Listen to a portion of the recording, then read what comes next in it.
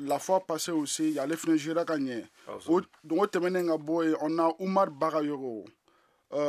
Mamadou Keita, Tamadjan Konate, Soumala Sissouma, Alou Djara, Suleiman Berté, Ruben Chi Niolu, nous avons staré doye. Che Neluyu. Nigérien. Voilà, donc allez quand on a les États-Unis ni boni tournant bana chèque. Donc américain flana no e brand bridge forth. Donc allez comme j'ai Mongolie chaque. Donc allez ka club follow doc me Mongolie. Donc c'est-à-dire ka mo là-bas no e John Walter Wilkins ye. Donc ODB c'est-à-dire ka ni lycée complété bisongarana. Donc à Maïra Jamala Kafoko study y'entraîneur ou toujours Kaba Kanté n'a drôleté Malachila. Effectivement, en bas donné à Kafoko ni study ga Jamukan ni vewa bambara ga Jamukan ball basketball Africa League kan mun kuna fulu be ga dawma Dawda ni Cheikh Chirofe kabri Washington. Dawda équipe do Ghana we fin temene nuna équipe do Ghana fin temene na ambalo donné à ko match do foranko stade ga match foro la ou perdre la US Monastir Niger Tunisie zamana contre la nga o kofe Nigeria ni stade jura o douseje masikalo kletan nani Mali seba astro kurubi olonvla ni shege ani kurubi nani kurubi olonvla nani o kofe Abidjan Club kabo Abidjan Basketball Club kabo Côte d'Ivoire olu seba sor olu perdre olu bina Rwanda Energy Group nyakoro kurubi shegi ani kurubi olonvla ani saba o kofe nya fi to na adam na seba setigi ba jonjon me mo mbulo kabri salon US Monastir wala olu bina fin nyakoro olu bina ABC nyakoro Côte d'Ivoire 4 kurubi kononton ani kurubi olonvla ani nani donc au kofe AS Sportif Douane olu kona seba soro fin kan stade malien kan kurubi duru mun kɛra kunu marsi kalo tile 17 kurubi wolonvla ani nani ani kurubi duru ani segi o b'a yirala k'a fɔ ko juru jalen do stade malien ni association douane du Sénégal de bolo olu de bɛ ka kɛlɛ bɛɛ kɛ sisan mun bɛna se k'a yɛrɛ séparer ka bɔ ka taa fɛn na ka fara AS Abidjan Club kan a yirala k'a fɔ quand même règle kɔni olu y'u ka victoire sabanan kɛ olu ka qualification kɔni o confirmera sisan donc an bɛ wagati min na sisan a tɔ tora équipe saba de ka fara équipe fila de ka fara olu fila kan donc équipe mun bɛ bɔ Abidjan ani mun bɛ bɔ Nigeria ani mun bɛ bɔ Mali la ani mun bɛ bɔ Sénégal olu de bɛna fila bɛna bɔ olu de la cɛ la sisan Dawuda Mali y'a yɛrɛ bila position mun ka gɛlɛn kosɛbɛ u ye victoire kelen sɔrɔ ka match fila perdi AS Douane fana ye victoire kelen sɔrɔ ka match fila perdi Côte d'Ivoire équipe ABC fana ye victoire fila sɔrɔ ka match kelen perdi donc olu saba ou bien nani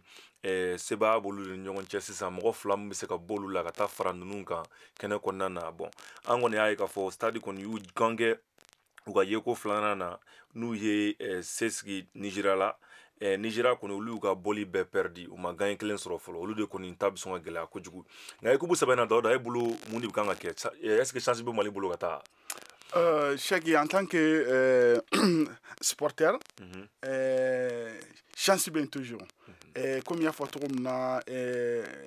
c'est-à-dire qu'on est chance ka dogo, mais ou be se ka rattraper parce que concurrence be on est as douane non chessisa. Donc you can ou chessere en tant que sport bien qu'on est you can ou chessere et puis ni entraîneur koni sera ka don la motiver bichegi pour que la victoire soit bi ni bi victoire koni sera la koni aka chala fe amsega yan jigida kwa qualification kan bi victoire koni aka be stade bulu amna fo Jaguar do donc aka Jaguar de donc ka fo ko be calcul ke ka fo ko aman jigida ni clubun kan ni match nul ke iba fo ko fol la am to calcul ke donc am calcul ba de double 600 absolument donc il faut impérativement une victoire donc nous sera la victoire une sur 600 donc amsega donc am saka jigida ka fo ko u be se ka qualifier mais nous koni tira bi koni o ye a ko bannen a bɛ gɛlɛya a bɛ gɛlɛya aw bolo n'u kɔni cira bi kɔni n'u kɔni cira bi a bɛ gɛlɛya parce que u bɛ k'u ka ciko sabanan de ye donc u bɛ k'u ka cili sabanan ye cili sabanan na n'i ye 2 sɔrɔ a bɛ gɛlɛya kojugu alors que a fɔra i ka 3 de sɔrɔ yanni i ka se ka qualifier match 5 don an b'aw ladɔnniya k'a fɔ ko stade kɔni bɛ nin match in na a bɛ se ka kɛ o match in gagner mais o ni équipe min bɛ ka jouer a yirala k'a fɔ o équipe de kɔni ye nin conférence Sahara sebaaba ye Rwanda Energy Group minnu ye sebaaya sɔrɔ siɲɛ 3 olu de ka qualification kɔni confirmera u gagnera o perdila olu kɔni u qualifielen don donc stade de kɔni b'i jilaja sisan k'a yira jamanadenw na ni k'a yira diɲɛ na k'a fɔ k'olu fana bɛ se basket la cogo min na ka an b'a ladɔnniya k'a fɔ Mali ye basketi duguba ye mun na a yira ni ɲɔgɔn ye na nin y'a siɲɛ 2 ye san 3 kɔnɔna na o b'a yira k'a fɔ Mali kɔni u bɛ ka gang pour que i ka se nin yɔrɔ in yɛrɛ la an y'a ye k'a fɔ coach adjoint Duma y'a yira k'a fɔ ko yanni i ka se nin niveau in yɛrɛ la a ka gɛlɛn donc n'i sera niveau la fana o fana ye fɛn dɔ ye u kɔni an b'a ladɔnniya k'a fɔ aw tulo bɛ VOA Banbara jɛmukan na Basketball Africa League kunnafoni kan mun bɛ ka d'aw ma chaque cero fɛ ani Dawuda Goyita kabiri Washington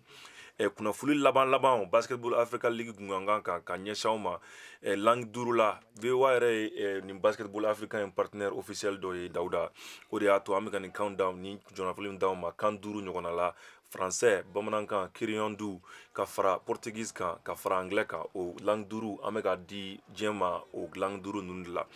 komi Mali taara stade représenter Mali la bamanankan ka wusa kojugu ka expliquer malidenw ye a ko bɛ cogo min na donc Dawuda an y'a ye k'a fɔ Mali kɔni Konate numéro 15 Aliou Jara ni pivot do 2m01 pivot do ka fara Sulemani Berté ninnu 2 de bɛ ka gange kojugu stade yɛrɛ bolo ka fara équipe tɔw bɛɛ kan i b'a dɔn équipe basket tɛ se ka jouer ni mɔgɔ 2 dɔrɔn ye bɛɛ bɛ ka dɔ kɛ i y'a ye k'a daminɛ meneur la ka taa fo pivot la coachw yɛrɛ u kɛlen don k'u cɛsiri bɛɛ bɛ ka dɔ kɛ pour que u bɛ se ka kunnawolo di u ka jamana ma Mali jamana ma nin kɛnɛ in kɔnɔna na mais an y'a ye k'a fɔ olu 2 de bɛ ka gange kojugu yɛrɛ u ka match bɔ u ka bɔli bɛɛ la u ye gange ka ɲɛsin stade ma e bolo u kan ka jumɛn de kɛ bi mɔgɔ tɔw man ka u bolo don u gɛrɛ olu la ka jateminɛ nin match in kɔni c'est une victoire a kan ka kɛ obligation yɛrɛ de jagoya de ye nin victoire in ye chaque comme y'a fɔ cogo min na olu 2 de bɛ ka gang kɛ donc n'i y'a lajɛ chaque fois ni stade bɛ ka jouer donc olu 2 de bɛ se ka guwan sɔrɔ tɔw kan donc mais donc an m'a yira k'a fɔ ko donc olu 2 tɛ stade dɔrɔn ye donc ni an ko k'a fɔ ko jɛkulu donc o b'a yira k'a fɔ mɔgɔ caman de b'a kɔnɔ chaque donc mɔgɔ 2 dɔrɔn tɛ se donc an m'a fɔ tɔw ɲɛna ko fɛn ɲɛna baarakɛɲɔgɔn tɔw ɲɛna donc u k'a essayer ka exemple ta ninnu 2 kan parce que franchement ninnu 2 kɔni bɛ ka exemple yira yɛrɛ de donc kuma laban min bɛ ne bolo fɛnɛ ka ɲɛsin ninnu 2 ma donc u k'a essayer ka tɔw fɛnɛ motiver chaque ka kuma u fɛ walasa tɔw bɛ se ka exemple ta u kan cogo min na donc n'Ala sɔnna ma n'u kɔni sera ka o kɛ ka kuma ɲɔgɔn fɛ ka expérience ka partager donc a ka ca Ala fɛ bi kɔni donc fɛn an ka cɛdenw u bɛ se ka gang kɛ chaque u bɛ se ka victoire sɔrɔ i y'a fɔ cogo min na ni u sera ka gang kɛ bi la u y'u cɛsiri défense fɛ cogo min na u ka match laban in na u kɛlen ka Nigeria ci n'u y'u jilaja u ye jeu min k'o la n'u y'u jilaja k'o jeu kelen kɛ bi Dawuda a bɛ sɔn ka wusa aw bolo kosɛbɛ bon chaque fɛn fɛnɛ dɔ bɛ yen comme y'a fɔ cogo min na Rwanda Energy Group olu kɔni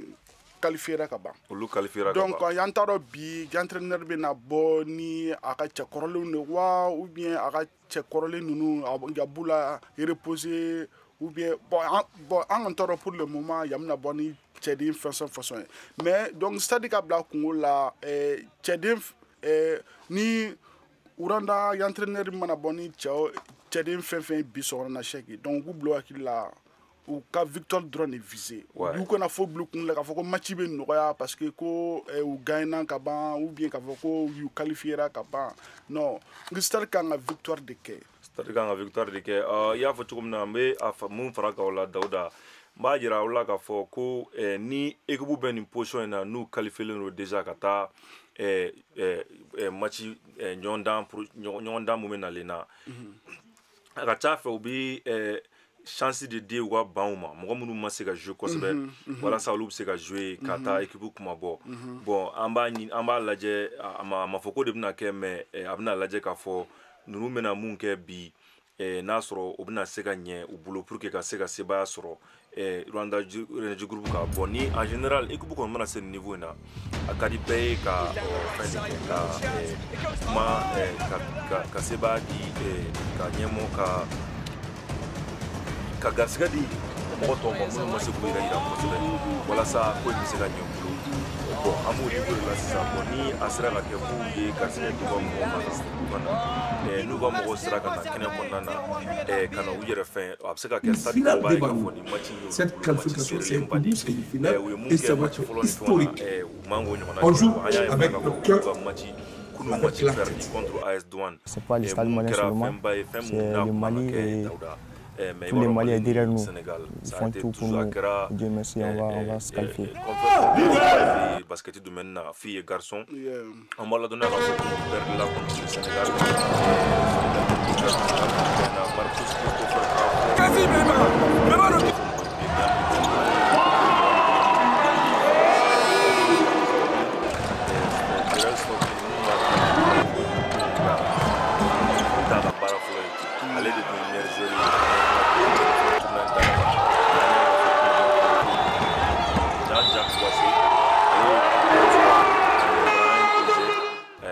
Cette joie, on ne peut pas Mali côté là, dans la mesure c'était historique pour le club. Je dirais pour le Mali, c'est vraiment une grande fierté car c'est la première édition pour laquelle on se qualifie pour la balle. Pour le club, forcément, c'est un grand exploit car c'est l'accomplissement d'une saison, d'un travail acharné. On a eu des hauts et des bas. Maintenant, on va continuer sur cette lancée pour aller à Dakar et se qualifier pour aller à Kigali si possible. Et cette qualification a dynamisé encore les jeunes qui veulent toujours participer à cette compétition de balle.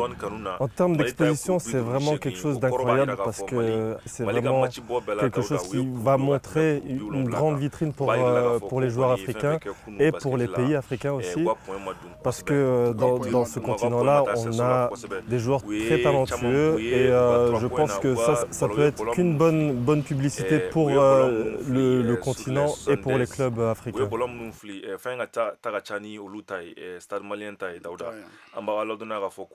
on est optimiste, on est engagé, on est déterminé, on sait d'où on vient. Bon, chaque fois que nous stade tira, bon, ni score là 74 à 58, chaque a gagné on a donc stade koni ma c'est ka buya photo na 3 points donc ma ça 3 points chamado parce que ni a là plus de 20 points donc on va chandonner donc ama yira la ka fo nyana fina shagi stade kan boni stratégie kura de minnu b'a se ka permettre n'u bɛ se ka point caman don parce que ni tɛ se 3 points na chaque i bɛ taa ni 600 wɛrɛ ye o kɔni ni ma 3 points kɔni don i b'i jilaja i ka minɛru i b'a f'u ye u kana ballon fili bilen u ka attaque kɛ dɔrɔn parce que n'i bɛ attaque kɛ n'i taara serso la n'i y'a jɛ i bɛ faute sɔrɔ ou bien i b'a don mais n'i ye ballon fili n'i y'a jɛ dɔrɔn contre attaque de bɛ k'i contrôler an y'a ye k'a fɔ Asmona Monastir ka match la o y'o kɛ nka par contre u ni Nigeria ka match la u gérera ka ɲɛ kojugu u kun tɛ engagélen don u yɛrɛ kun cɛsirilenba yɛrɛ don k'a fɔ ko nin fɛn in bɛna daminɛ cogo min na u y'u jilaja ka fɛnba de kɛ walasa ka nin ko in ɲɛ sɔrɔ Dawuda mais u ni AS Douanes ka match la kunu an bɛna ye k'a fɔ sɛgɛn fana b'a la parce que u sɛgɛnnen bɛna na bi match kɔnɔna na u gérera kunu le 17 kana je bi fana i b'a dɔn Dawuda sport la kɔni o ma nɔgɔn n'a fɔra i ka i yɛrɛ bɛɛ di kunu repos fɔ in ma d'i ma k'i yɛrɛ di bɛɛ di bi a tɛ nɔgɔya quoi bon an bɛ aw ladɔnniya ka fana ko Energy Group olu kɔni ka match laban kɛra kabiri marisi kalo tile 15 tɛmɛnen dɔgɔkun tɛmɛnen na olu kɔni sen b'u kɔrɔ u ye repos sɔrɔ fo kana se bi ma bon stade kɔni an b'a ladɔnniya k'a fɔ stade gérera kunu wa u bɛna jouer bi fana donc i b'a dɔn o ma nɔgɔn Dawuda mais an b'a ladɔnniya k'a fɔ o mana bɔ yen stade kelen tɛ stade mana bɔ yen nɔ bi association sportive de douane ka bɔ Sénégal olu ni Kwara Falcon Basket Club ka bɔ Nigeria bɛna ɲɔgɔn sɔrɔ Bakolo Siman kan ni stade ka match bɔra yen nɔ Dawuda an kɔni bɛ niveau min na sisan kɛlɛ carilen don olu équipe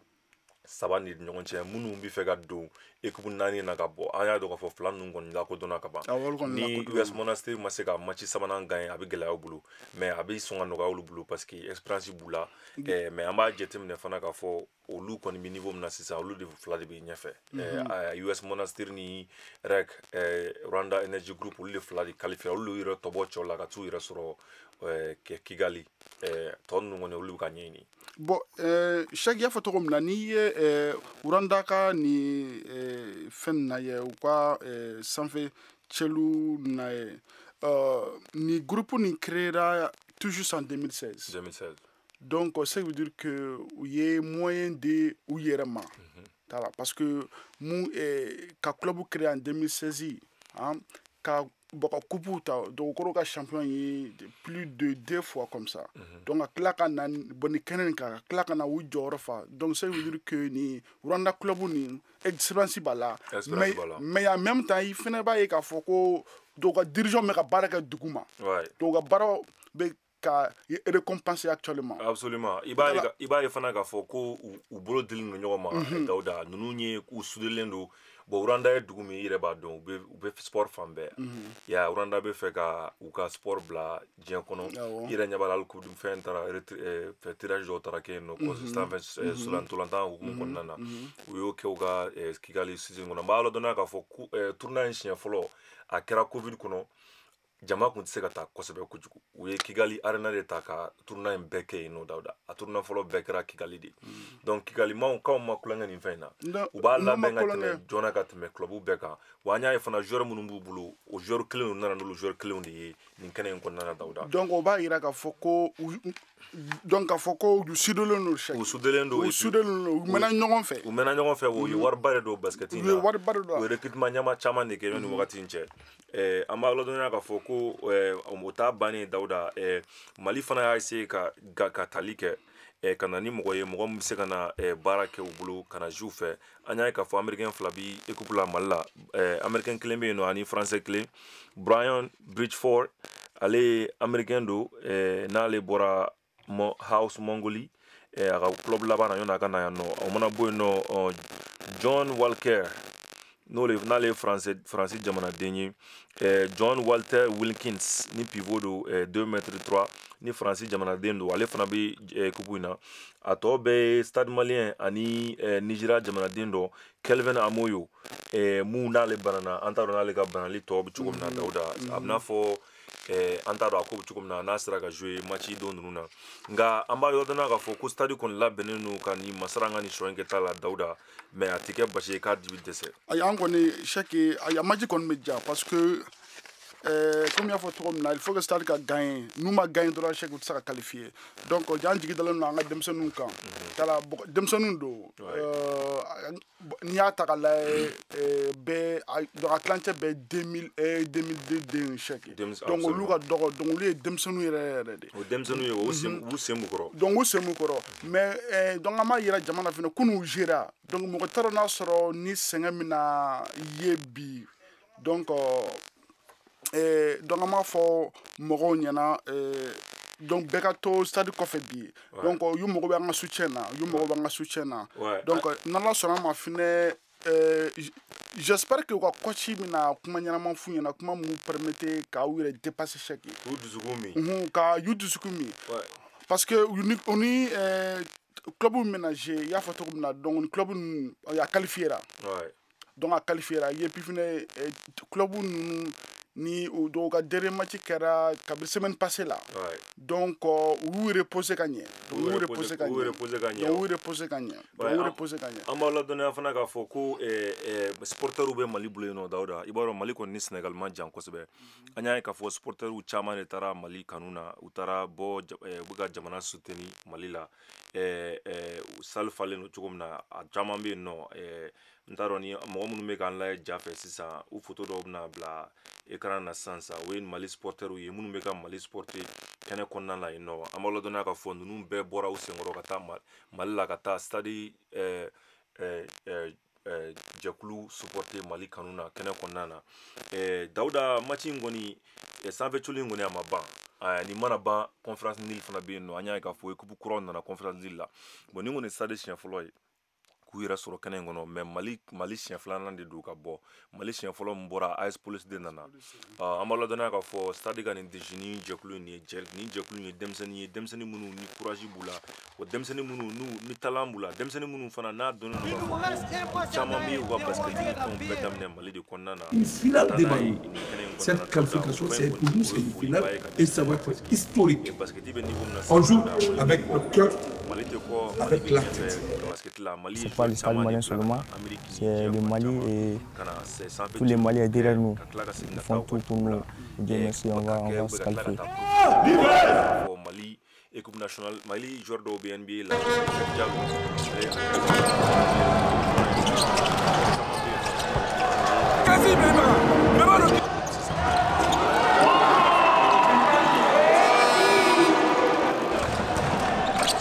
basketiste sira fɛ ka fara Nigeria ka dugu ninnu caman bɛ yen nɔ sanfɛ culu bɛ ka don Ghana sisan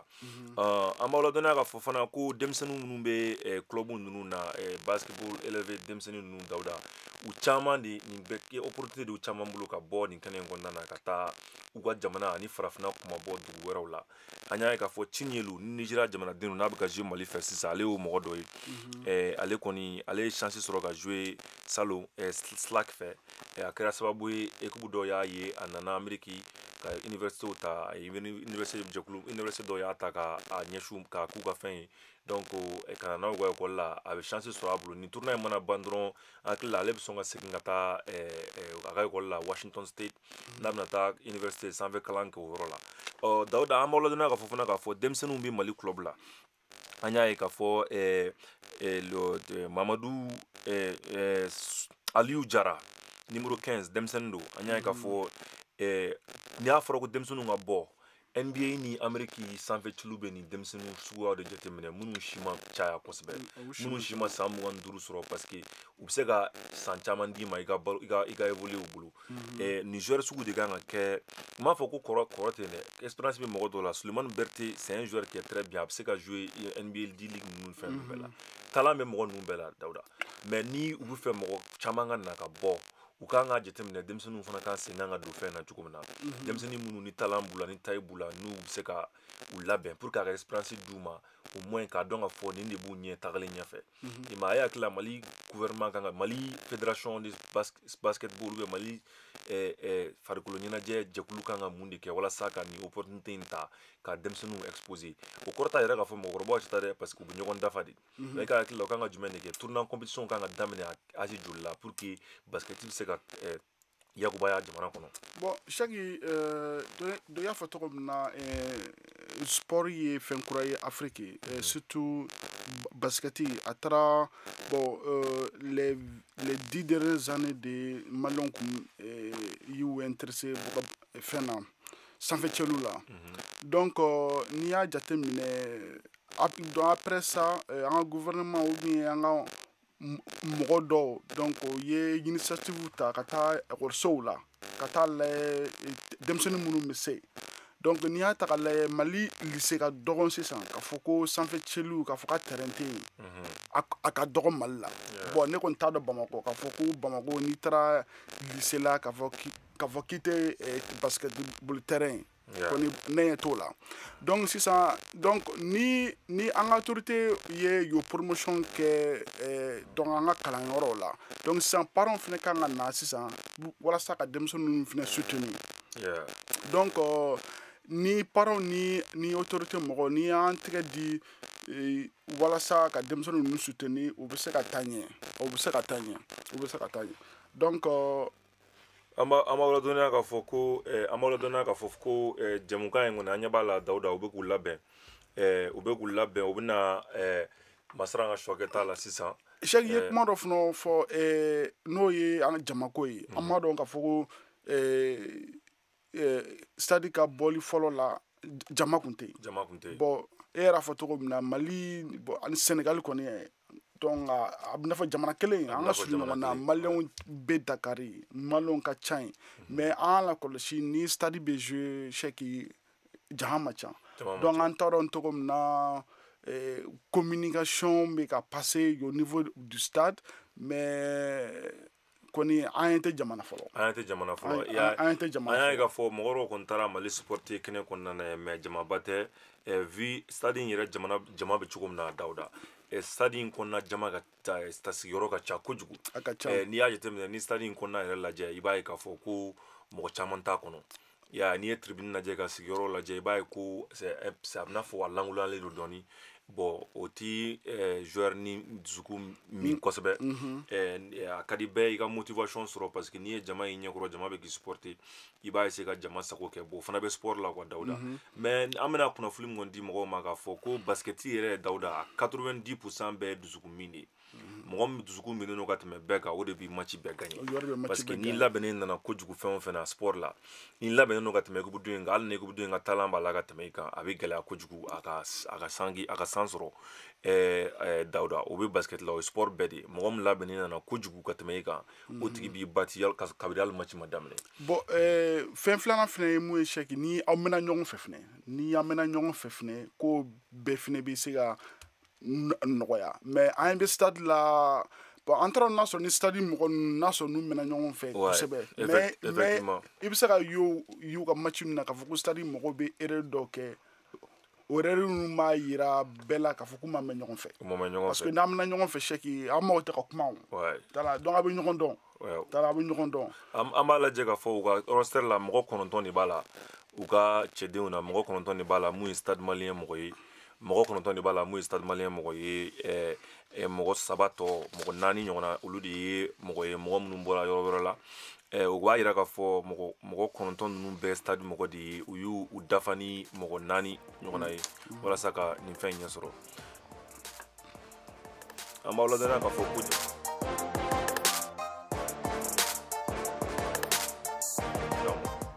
aw kana taa yɔrɔ la an bɛna kunnafoni kɛrɛnkɛrɛnlen d'aw ma jamukan kɔnɔna na u bɛ ka labɛn kɛ stade ka cɛbɔ 5 an bɛn'o fɔ ye ani reg ka cup cɛbɔ 5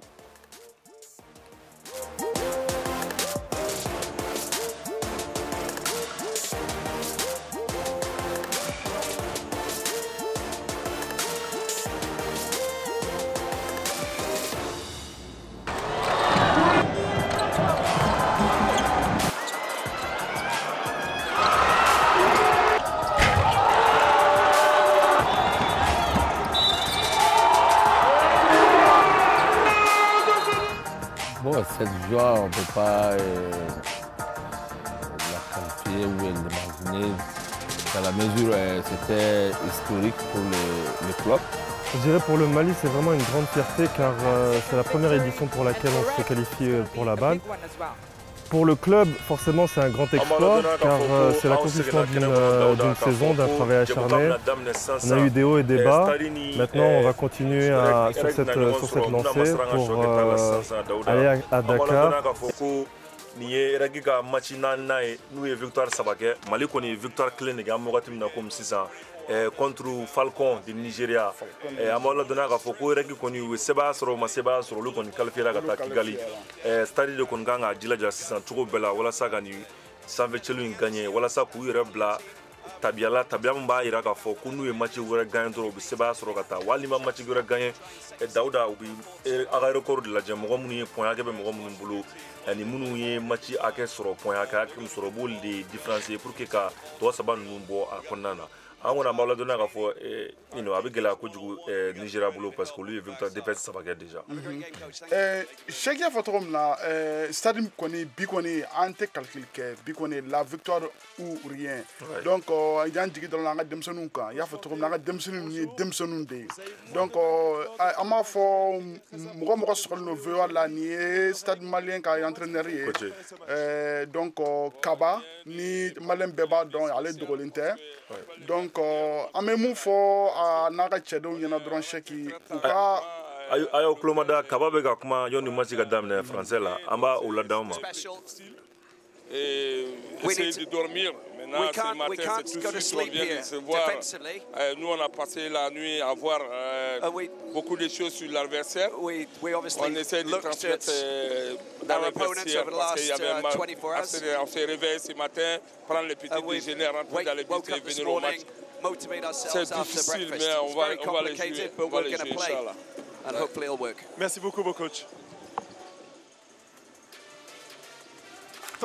Amaola donna ka fɔ ko nin kun ye Kaba Kante n'ale stade malien ka dege karamɔgɔ ye Dawuda a yira k'a fɔ ko u b'u jilaja ka fɛn bɛɛ kɛ pour que u ka se ka nin sebaaya in sɔrɔ an kɔni an ye k'a fɔ o ma se fɔ yɛrɛ la. Donc effectivement Cheikh y'a fɔ cogo min na maliyɛnw ka entraîneur de bɔra sisan ka kuma sisan donc a ka kumakan belebeleba ko k'a fɔ k'u ye su bɛɛ kɛ k'u bɛ ka adversaire de étudier Cheikh donc o bɛ ka donc o b'a yira u ye su bɛɛ kɛ u bɛ ka adversaire ka tactique n'a ka technique n'a ka stratégie lajɛ walasa cogo min na u bɛ se ka gagner bi parce que an y'a fɔ cogo min na gagner kɔni ye diyagoya de stade la ni n'u kɔni bɛ fɛ ka qualifier kɔni bi kɔni gagner ye diyagoya de donc stade malien ka ni donc coach ka ni kuma m'a yira n na k'a fɔ ko motivation b'u la Cheikh parce que ka su dɔ bɛɛ kɛ a bɛ ka u ka jɛ jateminɛ u ka tabiyaw jateminɛ parce que donc o b'a yira k'a fɔ motivation b'u la vraiment an b'a lajɛ k'a fɔ ko Mali cɛbɔ duuru ye Makan Keita n'o ye numéro 1 ka fara Mamadou Keita kan n'o ye numéro 10 ye ka fara Aliou Jara kan n'o ye numéro 15 ye ka fara Sulemani Berté n'o ye numéro 23 ye ka fara John Walter Wilkins n'o ye numéro 34 ye kuru 34 an b'a lajɛ k'a fɔ o ye Mali ka cɛbɔ duuru ye minnu kan ka bɔ kɛnɛ kɔnɔ sisan ka masara an ka choix kɛta la u ni règle ni ɲɔgɔn cɛ an b'a lajɛ k'a fɔ ko règle kɔni jɛkulu o ye Adoni Filaire n'o ka numéro ye 00 ye ka fara Dieudonné Ndizizi n'o ye numéro 2 ye ka fara Cleveland Thomas o tɛ fɔ mɔgɔ ye bilen américain ni l'américain jamana sanfɛ cɛlu mɔgɔ don Cleveland Thomas Junior ale ka numéro ye numéro 5 ye ka fara Pichu Kambuya Manga n'o ka kuru ye kuru numéro 34 ye ka fara Delwan Graham kan n'o ka numéro ye numéro 41 ye Dawuda cɛ bɔ duuru kɔni yira k'a fɔ olu bɛna kɛnɛ ta sisan ka masara an ka choix kɛta la an b'a dɔn k'a fɔ ko stade jira kunu u ka u jilaja ka fɛn bɛɛ kɛ walasa sɛgɛn kana dɔn u la parce que nin fɛnjugu ninnu na match mana ban Dawuda mɔgɔ caman tɛ se ka u yɛrɛ reposer mais j'espère que coaching a taara ni coach caman dɔ ye minnu bɛ se ka joueurs la faamuya nin ko in na. Cheikh i bɔra sisan ka Rwanda ka cɛden duuru minnu fɔ donc o b'a yira Rwandais donc u nana fɛnɛ victoire de kama donc o m'a fɔ k'a fɔ ko u ka cɛdenw minnu maje k'a fɔ k'u b'u lajɛ bi u nana n'u ka duuru fɔlɔ de ye u ka duuru fɔlɔ yɛrɛ min ta kab'a daminɛ donc kaba donna donc ça veut dire que match nin bɛ ja match nin bɛ gɛlɛya fɛnɛ a bɛ gɛlɛya fana stade kɔni fana décidélen don i yɛrɛ ɲɛ b'a la coach y'a fɔ cogo min na an ɲɛ bɛ arbitre muso dɔ la mun ma ca kosɛbɛ nin tournoi in kɔnɔna na Dawuda laɲini dɔ fana ye musow sen bɛ se ka don nin fɛn in na cogo min na Dawuda an y'a ye k'a fɔ basket ti cɛw dɔrɔn ye Mali kɔnɔ ani diɲɛ yɛrɛ fan bɛɛ an y'a ye k'a fɔ Gallo Fall ye kuma dɔw fɔ ko u bɛ fɛ ka musow fana ka tournoi jateminɛ o fana bɛna kɛ koba ye Mali muso basketiw bolo n bɛ fɛ k'o kunnafoli di parce que musow ka nin tournoi in na c'est très important aussi an ɲɛ b'a la coach Liz ale ye coach muso kelen ye mun bɛ tournoi in bɛɛ la o kɔni u ye ballon fili u bɛna ballon fili match bɛna daminɛ sisan Mali ni règle ni ɲɔgɔn cɛ Mamadou Aliou Jara de bɛna pan ani Pichu Manga ballon kɔni masara an ka choix kɛra ta la ballon bɛ règle bolo. Donc an m'a fɔ fɛn fɛn sɔgɔlen don la pour le moment stade ni règle minnu bɔ Rwanda donc olu bɛ ka ɲɔgɔn sɔrɔ sisan ni terrain kan stade malien bɛ a ka jɛman na ni bɛɛ b'a dɔn n'u ye Rwanda kaw olu bɛ bilenman na donc olu bɛ bɔ Rwanda an m'a yira k'a fɔ bɛɛ lajɛlen ɲɛna Rwanda ka ni club nin ye club denmisɛnnin de parce que y'a créé en 2016 donc a créé en 2016 donc ballon bɛ Rwanda bolo sisan Cheikh y'a fɔ cogo min na stade tɛ ka point de dɔn donc san bɛ waati min na kuru fila bɛ Rwanda bolo Rwanda ye 2 points fili kuru fila bɛ Rwanda bolo fu bɛ Mali bolo Mali kɔni 3 points kelen jɛ o kɔfɛ u ye faute fiyɛ Mali kɔni ye ballon ta k'i kunda faute fiyɛra Rwanda Energy Group joueur dɔ la numéro 41 ni l'américain jamana mɔgɔ don Dawuda faute fiyɛra ale de contrôle la sisan faute fɔlɔ fiyɛra ale contrôle la n'ale tɔgɔ ko Delwan Graham ballon kɔni Aliou Jara de kɔni ye ballon ta k'i kunda Serso kan faute kɛra ale la hakili la a bɛ sɔn ka lancer franc de fili a Dawuda lancer franc de b'ale bolo Aliou Jara ale de kɔni bi lancer franc na sisan Mali kanu na. Ok donc il faut ka kan do Cheikh Aliou Jara denmisɛnnin don a bangena 2001 Donc, il est plein de talent. Talent bala. N'a continué à chèque, il y a Taoroja. Mali denw stade denw de Mali denw de do minnu ye basketi kalan Mali kɔnɔ ka sɔrɔ ma bɔ i b'a dɔn o kɔni Dawuda o sɔrɔ man di k'a fɔ mɔgɔ min ye basketi kalan yen nɔ k'a fɔ ko talent b'a la kojugu. Aliou Jara y'o dɔ ye ka fara Sulemani Berete kan ani u ɲɔgɔnna caman Espérance de b'u caman na u ye ballon intercepté ballon bɛ stade bolo u ye Uranda ka ballon minɛ u bɛ k'u kunda Suranda Serso kan a ye ballon fili lance Jara ye ballon minɛ ka fili faute fɛra contre la faute sɔrɔ Uranda groupe ye faute kɛ Mali la a bɛna fɔ Aliou Jara de don tuguni a kɔni a yɛrɛ cɛsirilen don Dawuda a bɛ fɛ ka ballon bɛɛ de don i m'a ye sanga ni waati bɛɛ a bɛ Serso la a bɛ ballon ta a kɔni décidélen don o b'a ka cɛsiri yira o b'a yira k'a fɔ k'a bɛ fɛ ka gagner parce que a ye ballon sɔrɔ tuma o tuma a b'i da ka taa Serso la an b'a lɔn k'a fɔ ko kuru 3 ye Mali stade ta ye kuru 2 ye Energy Group ta ye Mali kanu na Mali de kɔni bɛ ɲɛfɛ jɛmukan in kɔni daminɛna nin y'a miniti damadɔni ye miniti 8 yɔni premier quart-temps ka ban an b'a lɔn k'a fɔ Mali kɔni ballon b'olu kanu na sisan Dawuda. Donc on m'a fait fin sɔrɔlen bɛ VOA la pour le moment k'a fɔ ko nin tournoi ni chèque ni mun ka kɛ Sénégal le a bɛ ka kɛ Dakar a bɛ ka kɛ stade na o stade tɔgɔ ko Dakar Arena donc sisan ballon bɛ Wurandaw bolo Wurandaw ka numéro 14 bɛ fɛ ka munumunu a jɛ stade bɛ ka taa attaque la. Bon, chaque fois, nous avons kabiri match daminɛna donc dans ma stade ye k'a fɔ k'u bɛ ka 3 points tenter ka lajɛ parce que an lajɛ u ka match fɔlɔ la u tun bɛ ka 3 points dɔrɔn de tenter ka lajɛ mais actuellement u bɛ ka taa ni système wɛrɛ ye. Absolument an b'a lɔn k'a fɔ u kɔni Dawuda u ye 3 points kelen fili kabiri match daminɛna 3 points fɔlɔ in ma ɲɛ de je pense que u y'a fili a ma ɲɛ mɔgɔw kɔni bɛ k'u jilaja n y'a f'i ye cogo min na Dawuda ni 3 points tɛ ɲɛ bolo i bɛ attaque de kɛ an y'a ye sisan Sulemani Berete ye ballon ta k'i jilaja ka dribble kɛ dɔrɔn ka 3 pas kɛ ka taa don o ye Mali ka kuru kɛ kuru 6 ye ka Uranda ka kuru kɛ kuru 2 ye an b'a lɔn k'a fɔ Dawuda u cɛsirilenba de don an bɛ wagati min na komi sisan i yɛrɛ ɲɛ b'a la u décidelenba de don ballon mana minɛ u mana ballon fɛn fɛn sɔrɔ u b'u jilaja k'a don Aliou Jara ye 2 points fili k'a don Mali kanu na Mali ka kuru kɛra kuru 8 ye ka stade ka REG ka kuru kɛra kuru 2 ye an bɛ wagati min na stade kɔni jilajalen don défense la Dawuda i yɛrɛ ɲɛ b'a la u décidelen don cogo min na u kɛlen don k'u cɛsiri u yɛrɛ k'a fɔ nin match in kɔni nin victoire in kɔni diyagoya de ye walima a bɛ gɛlɛya u bolo.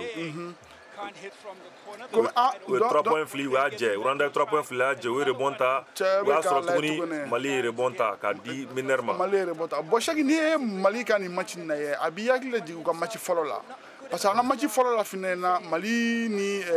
Monastir la donc Mali le fɔlɔ ka point tun bɛ bɛɛ ta ɲɛ mais premier quart-temps ta ban yɔrɔ min na donc an y'an bolo jigin. Bolo jiginna o wagati. Voilà donc ni match in na il ne faut pas que o erreur ɲɔgɔnna ka stade sɔrɔ. Absolument. Donc il ne faut pas que donc quoi voilà. A kɔni ye ballon fili k'a don William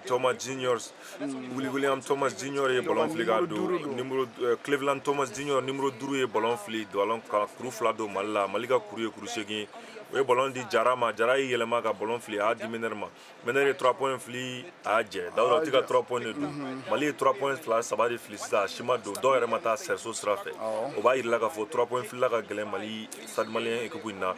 kan k'u jilaja kosɛbɛ ka to ka attaque kɛ parce que n'u ye attaque kɛ o de bɛ ɲɛ u bolo parce que i yɛrɛ ɲɛ b'a la u taara lancer franc na siɲɛ 2 ka sababu k'o ye 3 pas kɛ bon n'i bɛ ballon attaque fana Dawuda en général i bɛ faute sɔrɔ i bɛ équipe adversaire bila faute problème kɔnɔna na parce que n'u ye faute caman kɛ u bɛ siran premier quart-temps dɔrɔn kɔnɔ n'u ye faute caman kɛ u bɛ siran k'a fɔ ko u b'u ka joueur la réserver donc u bɛ na ni mɔgɔw ye mɔgɔ minnu ka sumalen don a bɛ se k'a ka banburu ta olu kama an kɔni b'o niveau la sisan ballon bɛ rek bolo. Donc y'a fɔ tɔ Machaki match bɛ 8 ka taa stade la ani 4 ka taa Wurandaw kanu na donc an b'a yira mɔgɔ sɔrɔ VOA la actuellement k'a fɔ k'u bɛ ka VOA de lajɛ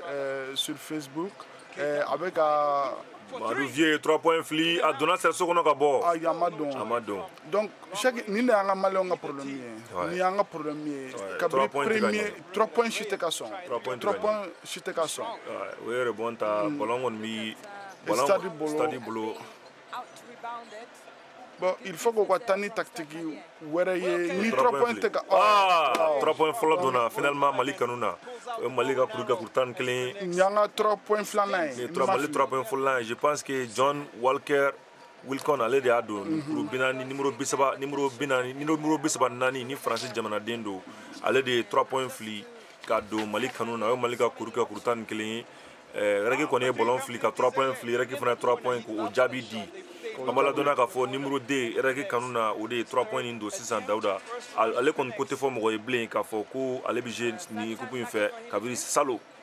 Dieu donné n'ale kon ale bu fait ka ni abse ka ken ya chance sabay abu no fait ale kon amba ka fo match chamba de gagner dernière minute là ni équipe kanuna Mali kon 3 points croix fli adona Mali 3 points wora fli ni 3 points dona Amala dona ka fo ko Suleiman Berté Suleiman Berté no Mali joueur ya 3 points fli ka 3 points dashi ya kono Mali ka kuru kara kuru tan nani reka ka kuru kara kuru lombla angon mi niveau na Mali kon kene ku Chester Dauda kosebe ube ka gange re Cheikh du kan continuer tande Cheikh kan continuer tande ka défendre ke ka nye rebond kan récupérer de Cheikh manga ke kan ga serso dala imai inyabala rebond kan récupérer de nous a je yumanga sotugunu Cheikh manga sotuguni nous a je yumanga sotugunu et rebond qu'on est position ko Dauda il faut que vous la position c'est que rebond capturer position muna exactement parce que au premier match là stade yeni match kani erreur chama badike ouais ubega Aliou Jaraga bloc de ira regi mener do bolonta ki kunda serso ka Dauda ka be danki ke anya Aliou Jara tarani bulo fly ka a ballon deflecté a masika danki ke am wakati na sa ko ko de ira malidew na ka foko stadi be ka ujila ja ko sebe Dauda score koni we time matuta we time morta score koni bi Mali kanuna sisa défense ni fon bi gagner ko jugu Dauda ire nyabala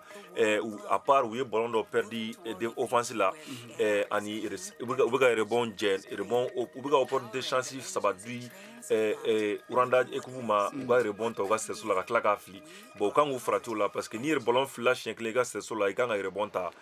o iga ballon de o ka fo o kado de ibulu kata angon mawla dona ka fo Maliga kurutan nani reg ka kuru bolon vla Dauda reg ko ni ubugu jilaja e kero reg den ekubu deni ya Dauda Cheikh ni premier mi-temps ni premier quart-temps na Sadi be ka volonté ira yu be ka volonté ira donc mu fina ko continuer temps donc continuer temps nous on continuer temps parce que quoi premier match là c'est bon ka premier fin na donc foko ka défaut donc mula donc 3 points ma galoma mais ama et ça ka foni match là 3 points donc ça veut dire que donc il est entraîné comme comment mais il est pifné ou ka défaut donc ubega orode et ubega yoro famia kosebe ubega terrain famia ubega nyogon famia talenye fe amalo dana ka foko kuru worobi Aliou Jarabulu Mali numéro 15 ka fara Suleiman Berté ka kuru Duruba lebulu ani kuru saba 3 points oye John Wilkins ta Francis jamana de amalo dana ka fo Rwanda kon fanfla la Cleveland Thomas Junior kuru nanba lebulu Dieu donné kuru saba balo dans les 3 points de Malla ama jalo ka fo ansigna balombe Mali bulu Rwanda jamana Rwanda ka serso dala de lancer des flafli oui rebonta Mali a rebonta kura tuguni oui ballon passé ballon kon mi Mali bulu regi ga jawda cheluda la ay 3 pata ki nyeshi male sosoma regi serso cheden a bloqué serso la Masro si ça Rwanda chedo me ata attaque la don Cheikh Malla américain pivot koni numéro 41 Graham ale koni ballon ta ki kundigi ki digi kata Mali serso la kata de flado Malla ballon on me stade malien blue Rwanda serso jukula la ballon di Aliou Jarama Mamadou Vieux 3 points fli adona serso gros ka bo Amadou donc 600 score 14-9 kata Rwanda kanuna Mali kanuna kata stade malien kanuna stade malien ka kurutan nani Rwanda ka kuru kononton donc est-ce que ama faute dɔ sɔrɔ ou bien faute sɔrɔ la Mali ou faute fera Rwanda kanuna offensive la Rwanda contrôle la offensive la arbitre ye file fiyɛ ballon kɔni bɛ stade bolo sisan stade kɔni bɛ k'i jilaja u ka kanda la 3 points fili Mali pivot 3 points fili a y'a jɛ Jara ye ballon ta i bolo maga la a ye rebond sɔrɔ Jara y'i jija Dawuda ɲɛ t'a la a y'a jilaja kosɛbɛ mais arbitre ye file fiyɛ an t'a dɔn n'a ye faute de fiyɛ a contrôle la mais an kɔni y'a ye k'a fɔ a y'i jilaja ka ballon de ta Dawuda parce que a y'a ye k'a fɔ a ka jan a bolo ka jan a bɛ se ka rebond ta a ye rebond ta siɲɛ 2 i yɛrɛ ɲɛ b'a la an b'a ladɔnniya k'a fɔ ko arbitre kɔni ye faute fiyɛ mais ne ma d'a la ni faute don u bɛ sɔn ka taa ja in lajɛ kura ye tuguni k'a lajɛ n'a sɔrɔ faute don faute fiyɛra faute kɛra Mali contrôle la ballon kɔni bɛ règle bolo sisan ballon bɛ règle bolo règle bɛ ka taa attaque la parce que an y'a fɔ cogo min na ni match in bɛ serré ni match in fila bɛɛ décidé don ballon kɔni bɛ vieux bolo vieux y'i kunda ballon donna ka bɔ a y'a jɛ Jara ye ballon ta an ye rebond ballon fila an perdre la mais Dawuda ni nin ma ɲi ka ballon ta ka taa 3 pas kɛ sɛso la k'a bila kɔnɔ ka bɔ meneur kan ka kɛ n'i taara sɛso la kuma o kuma ka taa ballon déposer i k'a don k'a rassurer quoi i man ka jɛ cogo si la nin fɛn in na i bɛ faute kɛ ou bien i b'a don ou bien i kana jɛ kɔni o kɔni da man di la parce que i bɛ effort ba de kɛ yanni i ka se i bɛ effort ba de kɛ donc an b'a essayer k'a fɔ ni défaut nin bɛ stade la kabini u ka premier match la panier caman de jɛ u ye panier caman de jɛ rebond offensive ma sɔrɔ défensive fana ma sɔrɔ panier caman jɛ ani lancer franc o de y'u sɛgɛn kojugu effectivement sinon ni équipe fila in bɛɛ ye équipe ɲɛnama ba de ye US Monastir ni yɛrɛ différence ba t'u ni ɲɔgɔn cɛ mais i yɛrɛ ɲɛ b'a la score bɛ cogo min na an bɛ premier quart-temps na o bɛɛ b'a jira k'a fɔ ko Mali kɔni bi ɲɛfɛ yɛrɛ an bɛ premier quart-temps la Dawuda minute 2 yanni premier quart-temps ka ban Mali ka kuru 14 u ka kuru 9 o b'a jira k'a fɔ Mali kɔni ni équipe in de ye conférence Sahara équipe seba ba yɛrɛ ye mun ye victoire 3 kɛ ka da ɲɔgɔn kan Dawuda jateminɛw la mais n'i y'a ye stade bɛ ka nin ko la ça veut dire que stade ye équipe ɲɛnama de fana ka nin kɛnɛ in kɔnɔna na o kɔni ye ballon fili Dieu donné kɔni ye ballon fili Rwanda numéro 2 ballon ta ka taa kɛ k'a don a ye plus la faute kɛ a ye kuru 2 don faute fana fɛra contrôle la a bɛna taa lancer franc fili stade contrôle la donc chaque sisan il ne faut pas que stade ka y'u bolo jigin u man ka y'u bolo jigin parce que an y'a kɔlɔsi stade ka match ninnu bɛɛ bɛ daminɛ ni fanga ye mais premier quart-temps ta ban yɔrɔ o yɔrɔ donc u b'u bolo jigin donc o man ɲi sɛki donc n taara n'a sɔrɔ n'u sɛgɛnnen don ou bien n'a sɔrɔ ni expérience ko de don bon sɛgɛn b'a la Dawuda an y'a ye k'a fɔ u jɛra kunun nka u bɛ niveau min na sisan u b'o de la Basikɛti kɔni Basikɛti y'o de ye n'i bɛ niveau min na i bɛ taa n'o wagati de ye quoi k'a fɔ k'i jɛra kunun an kɔni mɔgɔw t'o jateminɛ o mɔgɔw t'o ye victoire de bɛ compter ballon kɔni u y'a perdu Mali ye ballon perdu Mali kɔni bɛna ballon kɔni règle ta a bɛ n'a fɔ règle bolo cɛden dɔ bolo magara la Dawuda a bɛ n'a fɔ arbitre règle cɛden dɔ bolo magara la donc Mali ballon ye stade ta ye toujours an bɔra ladɔnniya k'a fɔ kuru kɛra kuru 14 ye règle ka kuru 12 stade malien ka kuru 14 ballon bɛ stade malien bolo règle ka sɛso jukɔrɔ nin ye règle mɔgɔw ka entraîneur de Sɛki ni ale ye américain ye donc y'ale fɛnɛ mɛnna u kunna dɔɔni donc expérience b'a la donc pour le moment du score kɔni ye kuru 14 ka taa stade fan fɛ ani kuru 12 ka taa Rwandaw fan fɛ donc Gisari bɛ ka 3 points ɲini u ma 3 points sɔrɔ a ye rebond Aliou Jara ye kuru 2 don Aliou Jara ye offensive rebond ta k'i yɛlɛma Chineyu c'est pas Aliou Jara c'est Chineyu Nigérien do Ruben Chinyelu numéro 24 ni pivot do ni Nigeria jamanaden do ball elevate mɔgɔ do n'a ka équipe kɔrɔ kun ye Bera ye ka bɔ Côte d'Ivoire ka bɔ Cameroun ale de kɔni ye kuru 2 don Mali la an b'a ladɔnniya k'a fɔ ballon kɔni fiyɛra arbitre ye ballon fiyɛ Mali contre la règle kɔni ka ballon do an b'a ladɔnniya k'a fɔ kuru kɛra kuru 14 ye Dawuda kuru kɛra kuru 14 ye Mali kanu stade malien kanu na ka règle Rwanda ka kuru kɛ kuru 12 ye donc o b'a jira k'a fɔ kuru 4 de b'u ni ɲɔgɔn cɛ donc ça veut dire que match ni a serrelen don ka serrelen don a daminɛna n'o ye ouais u 3 points fili Rwanda kɔni 3 points fili a jɛ faute fiyɛra Berté kɔni na Sulemani Berté tatɔ la sɛriso la Rwanda kɔni jamanaden dɔ ye faute k'a la mais Dawuda nin faute in kɛra cogo min na est ce que nin tɛna kɛ faute technique ye parce que a bɛna kɛ faute technique yɛrɛ tɛ a bɛna kɛ faute ba de ye parce que mɔgɔ si t'a ni sɛriso cɛ a y'a bolo de minɛ a bɛna fɔ ko faute intentionnelle don a dabɔra kama ka kɛ a bɛna jateminɛ arbitre bɛna mun fiyɛ a la kɔni mɔgɔ si tun t'a ɲɛ Cleveland Thomas Junior ni l'américain den do n'a bɛ ka jouer Rwanda jamana fɛ ale de kɔni ye bɛnkɛ ne yɛrɛ ko bɛnkɛ ale de kɔni ye Suleiman Berté bolo gosi Suleiman Berté kɔni ye lancer franc fɔlɔ jɛ a ye fɔlɔ fili Dawuda a y'o jɛ bon Cheikh o de maɲi parce que n'an ye parce que an bɛ ka franc lancer fɛn fɛn jɛ an bɛ ka point de perdre a cɛ maɲi c'est u b'a fɔ ko n'i ye opportunité sɔrɔ kuma o kuma il faut taper fort bon actuellement dun y'an man ka point perdu o kɔni ye tiɲɛ a ye filanan kɔni don o ɲɛna donc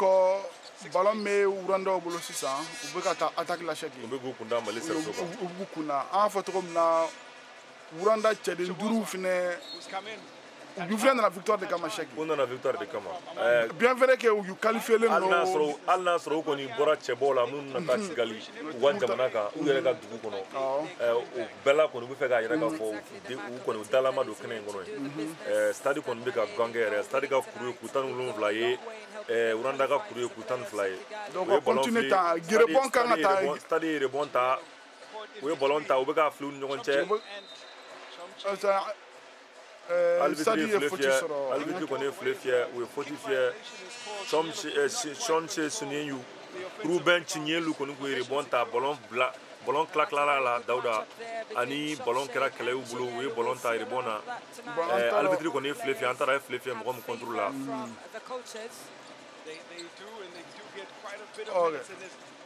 ballon kɔni dira Eric ma u ye ballon fili a y'a di pivot ma pivot y'a jɛ an b'aw ladɔnniya k'a fɔ ko ballon kɔni stade kɔni ye ballon ta ye ballon ye stade ta ye sisan Eric ye ballon perdu stade contre la an b'aw ladɔnniya k'a fɔ Eric kɔni ka pivot dɔ bɛ kɛnɛ kɔnɔ sisan ni numéro 14 don Dawuda numéro 14 ale y'u ka mɔgɔ ye Kambo Choke ni pivot don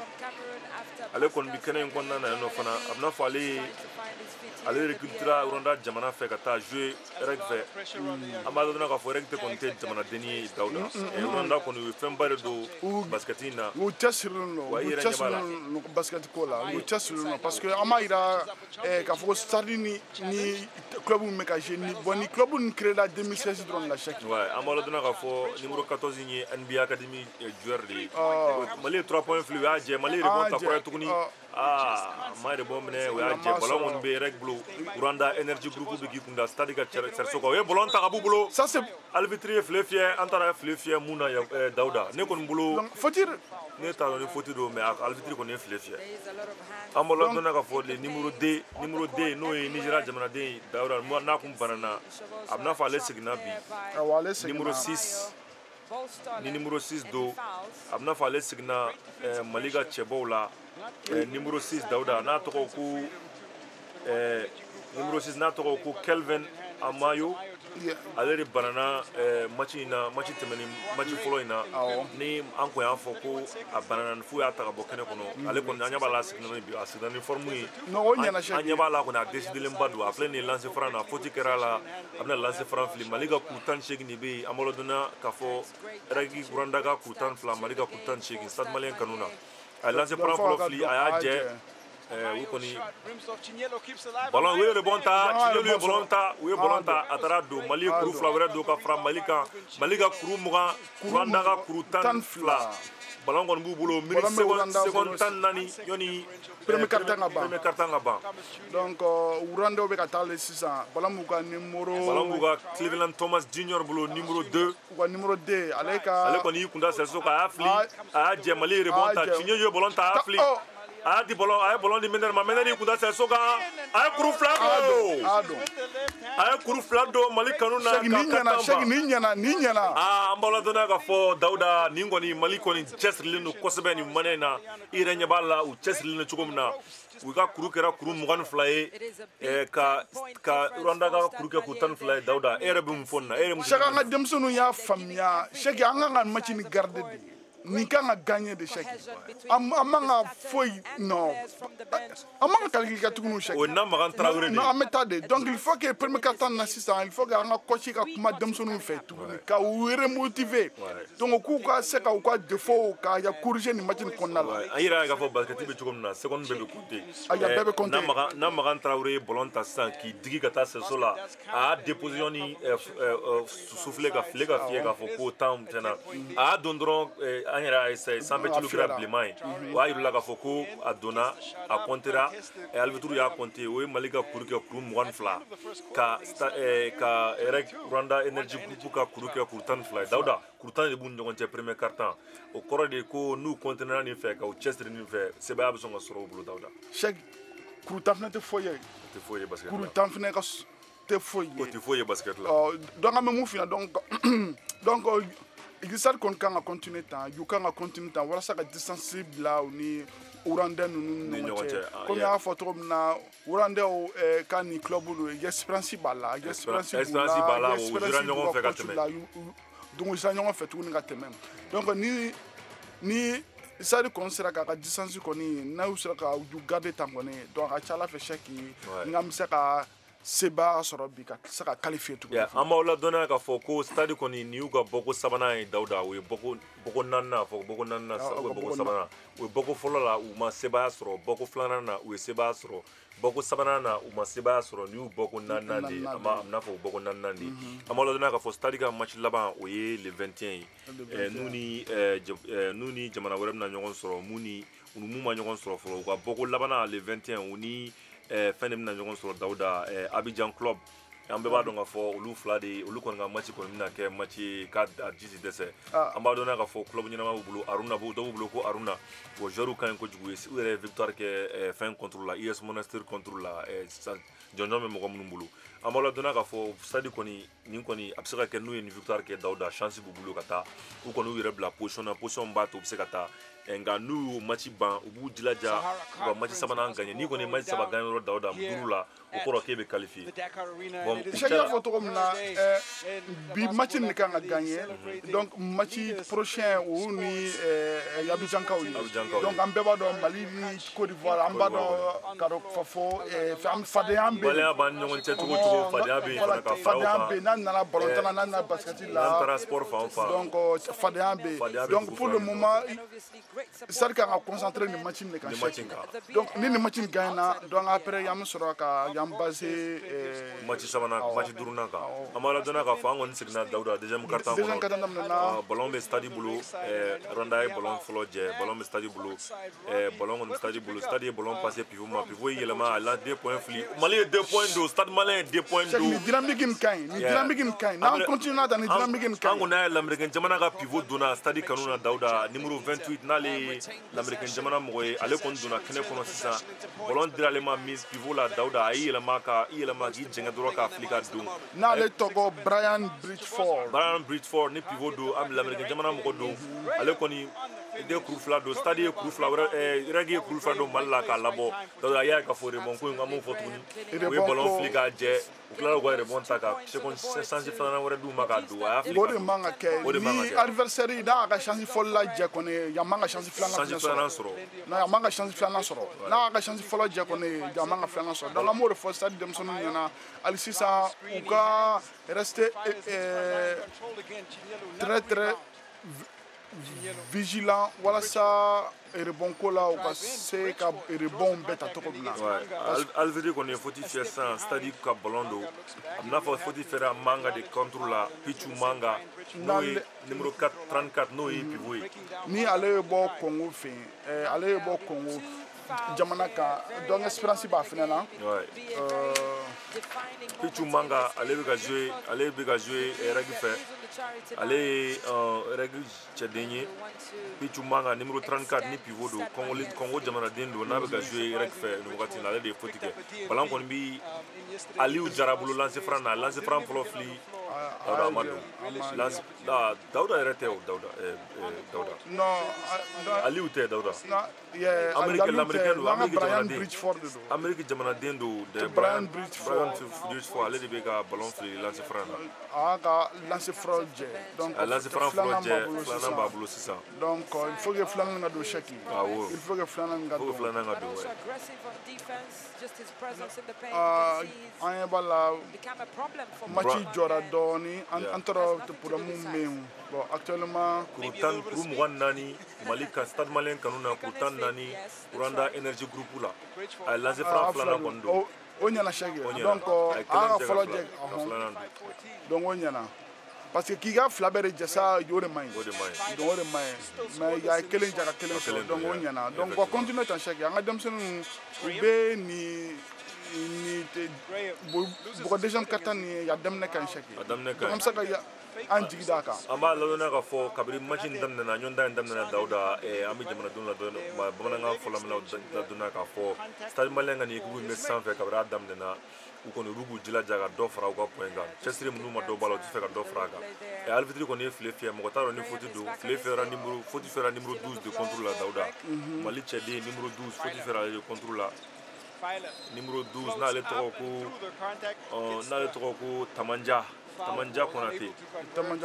numéro 12 faute fiyɛra ale de contre la stade kɔni cɛdenw ye ɲɔgɔn sɔrɔ u bɛ ka kuma ɲɔgɔn fɛ u kan ka mun kɛ ballon file fiyɛra tuguni Mali contre la hakili la a filɛ Amayo de contre la Nigeria jamanaden Amayo je pense que numéro 2 do numéro 6 Amayo donc premier match là yale de banana Kelvin Amayo donc Rwanda kɔni lancer fɔlɔ fili Dawuda lancer fɔlɔ ɲɛna y'u ka fɔlɔ don donc lancer fɔlɔ filanan u bɛ k'o fili sisan bon an tɛ sɛgɛn an m'a fɔ mɔgɔw ɲɛna lancer fɔlɔ filanan don i m'a ye lancer fɔlɔ nafa ka bon cogo min na Dawuda ale y'a ka lancer fɔlɔ fila bɛɛ don o y'u ka kuru kɛ kuru 16 ye Mali ka kuru 25 a ye ballon di pivot ma a y'a yɛlɛma a y'a fili ka don Alfitiri ye marché fiyɛ Mali contre la a marché fiyɛ numéro 2 contre la numéro 2 Namagan Traoré Alfitiri kɔni y'ale ka ballon kuru fila se k'o ma ɲɛ k'a ma don k'a marchera donc an b'a yira k'a fɔ mɔgɔw fana parce que ni finɛ yɛrɛgili ka ca dɔɔni n'i ye ballon minɛ ka i jɔ i bi ballon n'i ma i tɛ se ka jigin i tɛ se k'i sen fila ta n'i ma dribbler ballon kɔni ye Mali kɔni ye rebond fili Mali ye ballon filila Mali ka sɛso la o y'a jɛ o ye rebond ta a ma ɲɛ Mali ballon a bɛ n'a fɔ ballon je pense que ballon ye Mali de ta ye cɛ bolo magara la k'a labɔ mɔgɔ laban bolo magara la o ye Rwanda jamanaden de ballon kɔni bɛ Mali meneur bolo Mali meneur kɔni bɛ k'i kunda sɛso kan ballon kɔni a bɛ ka gɛlɛya sɔrɔ ale kɔni kunda ale ma ballon passé Dawuda ale kɔni ma ballon passé a ma ballon sɔrɔ mɔgɔ bolo ka passé Cleveland Thomas Junior ye 3 points fili J'ai donné 3 points flics à dos.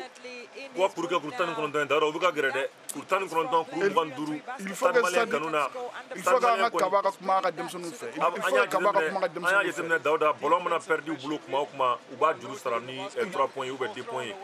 Parce que tu peux tenir. Aïe Kunda Sersoga, Jarai Kunda, Dichema 3 points, 3 points free. Mali 3 points. Mali 3 points numéro 2 Mugani Shegi Mali Mugani Shegi na sisa Rwanda be tan konoto numéro 12 numéro 8 Kelvin Amayo ni Nigeria jamanaden do 3 points tigɛ Mali kanuna Stade Malien ka kuru Mugani Shegi Eraki ka kuru 19 ballon kɔni bɛ Eraki bolo continuer Pichu Manga ye point kuru fila fila a fili sɛso la a ma don Mali cɛden ye rebond ta ballon bɛ Mali bolo Stade Malien kɔni ballon b'olu bolo Mali bɛ ka taa tuguni attaque la ballon bɛ numéro 12 bolo ballon bɛ numéro 12 bolo numéro 12 n'ale tɔgɔ ko Tamanja Konate ale ye ballon passé Amayo numéro 6 ni Nigeria jamanaden ale ye ballon di pivot ma o ye faute fiyɛ Mali la o ye faute fiyɛ Rwanda contre la Pichu Manga numéro 34 Congolais ye faute ka tuguni Rwanda pivot numéro 34 n'ale tɔgɔ ko Pichu Kambuya Manga ni Congo jamanaden do ale kɔni ye faute kɛ Mali cɛden numéro 2 la numéro 2 n'o ye Namagan Traoré faute kɛra ale de la a bɛna lancer franc fili an b'a ladɔnniya k'a fɔ ko Alfitiri musoman dɔ bɛ kɛnɛ kɔnɔ yen nɔ ale de ye faute in fiyɛ Dawuda Dawuda nin fɛn in a ka muso ka to ka y'a la a ka di ɲɛ ma muso mana don kogo la o ka ɲi donc an bɛ bɔl mɔgɔw fo an b'u fo an y'a ye k'a fɔ Alfitiri muso caman b'u cɛ la u bɛ ka muso basikɛti fana kɔfɔ nin tournoi ɲɔgɔnna kɔnɔna na farikolo ɲɛnajɛ kɔnɔna na musow fana jɔyɔrɔ b'a la kojugu Dawuda an y'a ye k'a fɔ i yɛrɛ b'a dɔn basikɛti yɛrɛ la afro basket la musow de bɛ sange kojugu musow bɛ sange kɛ kojugu donc kan k'a jateminɛ a bɛ se ka kɔgɔ cogo min na ballon kɔni bɛ stade bolo sisan o y'ala ballon na don Dawuda donc an ma franc lancer sɔrɔ donc stade bɛ ka kunda stade bɛ ka kunna c'est-à-dire deux ballons fila fili o ye rebond ta a jɛ ballon kɔni bɛ règle bolo sisan ale bi kɔni ye filɛ dɔ fiyɛ an t'a dɔn a ye filɛ mun fiyɛ an filɛ a ye faute fiyɛ règle de contrôle la an ɲɛ b'a la règle kɔni cɛden numéro 41 ni l'américain jamana mɔgɔ don ale kɔni ma nisɔndiya o ko la Dawuda Delwan Graham Delwan Graham faute saba de b'ale bolo Dawuda ni m'a fiyɛ cogo min na faute saba de b'ale bolo a bɛ n'a fɔ a tɛ se ka caman gangɛ bilen donc ɲɛ b'a la ale y'u ka cɛden dɔ ye ɲɛ b'a la coach bɛ k'ale kɔni labɔ terrain kɔnɔ sisan donc a kan ka labɔ sinon parce que an bɛ deuxième quart-temps na de donc n'a ka faute cayara Cheick donc a bɛ sɔn ka jouer a ka équipe quoi donc entraîneur y'a labɔ sisan absolument n'a ka faute kɔni cayara a bɛ jouer a kan ale kɔni ma nisɔndiya kosɛbɛ basket y'o de ye Dawuda n'i bɛ attaque kɛ kojugu i bɛ faute sɔrɔ mais n'i tɛ attaque kɛ n'i bɛ ballon dɔrɔn fili i tɛ faute sɔrɔ voilà u b'u sɛgɛn n'o de ye an dun y'a kuma fɔ match daminɛ na a ye ballon ta ka don Dawuda ni kɔni ye numéro 23 Suleiman Berté bi saba bɛ Mali bolo 19 bɛ ka taa Rwanda donc Cheick ka continuer tan n'a ka denmisɛnninw continuer na tan Suleiman Berté ye ballon ta k'i digi sɛso la ka taa ka kuru fila don Mali Mali kɔni ball élevé pivot dɔ kɔni Mali rebond ta a bloqué Suleiman Berté kɔni ye pivot bloqué a tatɔ la ballon fili sɛso la ballon bolo a fili coin na o ye 3 points fili Mali kanu na a 3 points gosi bi saba ni saba numéro 2 Namaka Traoré kɔni ye kuru saba don ka fara Mali ta kan o Mali ka kuru kɛ kuru bi saba ni saba ka Rwanda ka kuru kɛ kuru 19 ye Dawuda an kɔni b'i ladɔnniya k'a fɔ Dawuda rek kɔni an b'a jilaja k'a fɔ an b'a ladɔnniya k'a fɔ stade kɔni bɛ k'i jilaja wa ni kɔni nin kuma kɛ ne ma nin faamuya Dawuda u y'u jɔ ka cɛ lajɛ cɛ taara ballon dɛnkɛ kɛ o ma ɲi dɛ Chamse u ye bloqué kɛ il ne faut pas que an ka denmisɛnninw k'u hakili bɔ u yɛrɛ kɔ wa ni kɔni ye NBA Academy pivot ba dɔ ye n'ale bɛ ka jouer Rwanda Energy Group fɛ numéro 14 Urish Kamba Chomche an bɛɛ b'a dɔn k'a fɔ ale ye denmisɛnnin mun ye Dawuda denmisɛnnin mun don a denmisɛnnin kɔni a donnen don k'a fɔ taille b'a la avenir b'a la i yɛrɛ ɲɛ b'a la Chomche kɔni numéro 14 ye ale kɔni wolola Cameroun jamanaden don a wolola 2005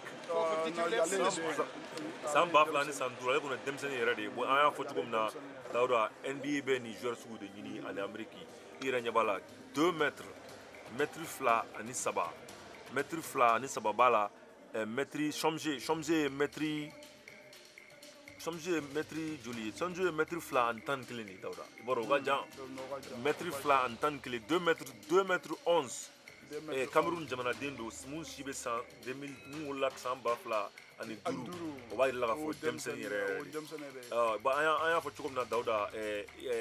ka chance sɔrɔ ka na nin tournoi in kɔnɔna na a bɛ dépend nin denmisɛnnin kelen-kelenw la denmisɛnnin minnu bɛ se ka bɔ ka taa u ka jamana représenter bon NBA ni Amérique ni diɲɛ sanfɛcilu mɔgɔw bɛɛ bɛ nin denmisɛnnin sugu de ɲini denmisɛnninw bɛ se ka mun élever an b'a yira k'a fɔ Antayi ni Giannis Antetokounmpo taille bɛɛ ye kelen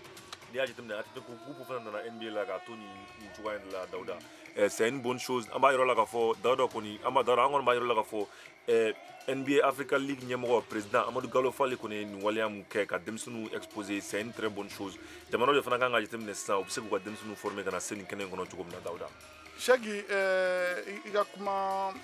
pour que k'i ka kuma tɔ sɔn ji la donc an b'a fɔ fɛn ɲɛna mɔgɔ sɔgɔlen don VOA la actuellement k'a fɔ ko ni denmisɛnnin ninnu caman san 2 kɔfɛ san 4 kɔfɛ Cheick an bɛ nin denmisɛnnin ninnu caman ye NBA la parce que denmisɛnnin ninnu caman talent b'u la Cheick talent b'u la et puis avenir b'u la avenir b'u la donc n'u kɔni continue tan Cheick san 2 ɲɔgɔn kɔ ou bien san 4 ɲɔgɔn kɔ Cheick ni denmisɛnnin camanba de bɛ na yan o tiɲɛ an b'a ladɔnniya k'a fɔ ko a dɔ bɛ Mali fana bolo n'o ye Aliou Jara ani Tiɲelu Ruben Tiɲelu Nigeria jamanaden ye o denmisɛnnin ninnu bɛɛ de bɛ fɛn in na walasa ka u exposer u ka talan yira u ka seko n'u ka dɔnko yira diɲɛmɔgɔ la sanfɛcilu hukumu kɔnɔna na Dawuda donc an kun bɛ tamɔri la tamɔri daminɛna sisan Cheick donc kuru 32 ka taa Mali fan fɛ kuru 24 sisan ka taa 23 ka taa rɛgi kanu na ballon kɔni bɛ stade bolo minute 4 yɔni mi-temps ka bɔ yɔni sɛgɛnnafiɲɛ bɔ ka kɛ Dawuda Mali kɔni ye ballon perdu u ye passe kɛ ka ballon fili ka bɔ kɛnɛma Mener bolo ma ballon sɔrɔ an kɔni ɲɛ b'a la Tignelu kɔni bi kɛnɛ kɔnɔ Dawuda i yɛrɛ b'a dɔn Tignelu ye bloqué shot block kɛra de a Dieu donné ballon di pivot ma Chamche ye ballon fili a y'a jɛ a ye rebond ta a bolo magara la i m'a ye a ka jan Dawuda i m'a ye hali n'a ma rebond sɔrɔ a b'i bolo magali min k'a la a bɛ rebond tali gɛlɛya jamana kupudo in bolo i yɛrɛ ɲɛ b'a la Chamche c'est 2m11 u ka pivodo in kɔni ye ballon ta u ka pivot ye ballon ta k'i digi ka taa sɛriso la an ɲɛ b'a la numéro 00 Rwanda équipe la ale kɔni i digi ka taa Mali kunna ka taa kuru fila don Mali la bon chaque n'i y'a ta k'a lajɛ fɛnɛ numéro 00 nin fɛnɛ de bɛ donc a bɛ n'a fɔ ale de fɛnɛ y'u ka pivot ale kɔni kɛlen don k'i cɛsiri ale bɛ fɛ wa seb'a sɔrɔ ballon kɔni u y'a fili u bɛ ka rebond ta tuguni k'a labɔ tuguni o tura point wɛrɛ fili Dawuda rebond kuma in tɛ nin ye rebond kuma in tɛ nin ye a ye rebond kelen ta a y'a 3 point fili u y'a jɛ a ye 3 point rebond ta k'a d'a ma tuguni a ye 3 point don a ye kuru 3 don règle kanu na ni ne man kan ɲa min fɔ an ka denmisɛnninw a ye marché fiyɛ ni kɔni ye marché de ye an bɛ k'a yɛrɛ la k'a fɔ u bɛ ka paniquer Dawuda donc il faut que sisan temps mort de ka u bɛ ka paniquer Dawuda u bɛ stade malien bɛ k'i bolo sigi parce que an ka denmisɛnninw sisan u perdilen don chaque Dawuda stade malien bɛ k'i bolo sigi an b'a dɔn k'a fɔ ko numéro 00 Adoni Filaire ni l'américain jamana ni Adoni Filaire de kɔni ye nana sisan ni Amérique jamanaden don Rwanda jamanaden ni américain don ale de kɔni bi dimine nana sisan Dawuda k'i cɛsiri a ye kuru 5 don ka tugu ɲɔgɔn kɔ ka di règle ma sisan an kɔni bɛ niveau min na sisan kuru 28 ani kuru 32 stade kanu na kuru 4 dɔrɔn de b'u ɲɔgɔn cɛ Dawuda yanni mi-temps ka bɔ i b'a dɔn o tɛ fɛnba ye an b'a ladɔnniya k'a fɔ u kɔni u ye u dusu minɛ sisan Dawuda an ɲɛ b'u la u ka ban bɛ ka pɛrɛn u bɛ ka énergie sɔrɔ u tɛ fɛ ka perdre ni match in na mais stade de kan ka na ni fɛn dɔ ye sisan fɛn min b'a to u bɛ se ka u bolo ta ɲɛfɛ ka n'u bolo segin nin ko in na parce que an ɲɛ b'a la kabini match daminɛna stade de bɛ ɲɛfɛ stade malien de bɛ ɲɛfɛ u kan ka mun de kɛ walasa u ka to kɛnɛ kɔnɔna na u ka perte baliw dabila ani u ka rebond ta ani u ka ɲɔgɔn faamuya kana ballon perdi ka to position b'e bolo u bɛ taa juru sara la parce que n'i ye position perdi ni équipe ɲɛnama ye Dawuda dɔrɔn tu vas les payer i b'a sara i bɛ juru sara ni juruba de donc an wagati min na sisan kɔni ballon kɔni bi règle bolo ka taa stade malien contre la donc temps mort daminɛna sisan règle bɛ ka taa temps mort banna minute 3 de bɛ yen mi-temps ka bɔ ballon kɔni bɛ règle bolo attaque la sisan il ne faut pas que rebond ne ka taa chaque a ye ballon fili a y'a labɔ a ye 3 points fili a ye rebond ta Mali rebond cɛ kura ye tuguni a kɛra rebond jan ye Dawuda an b'a ladɔnniya k'a fɔ rebond in kɔni a kɛra rebond jan ye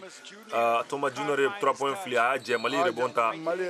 u ye faute fiyɛ règle contre la u bɛ ka nin de kɛ o Dawuda ni ballon taara sɛriso la dɔrɔn u bɛ faute kɛ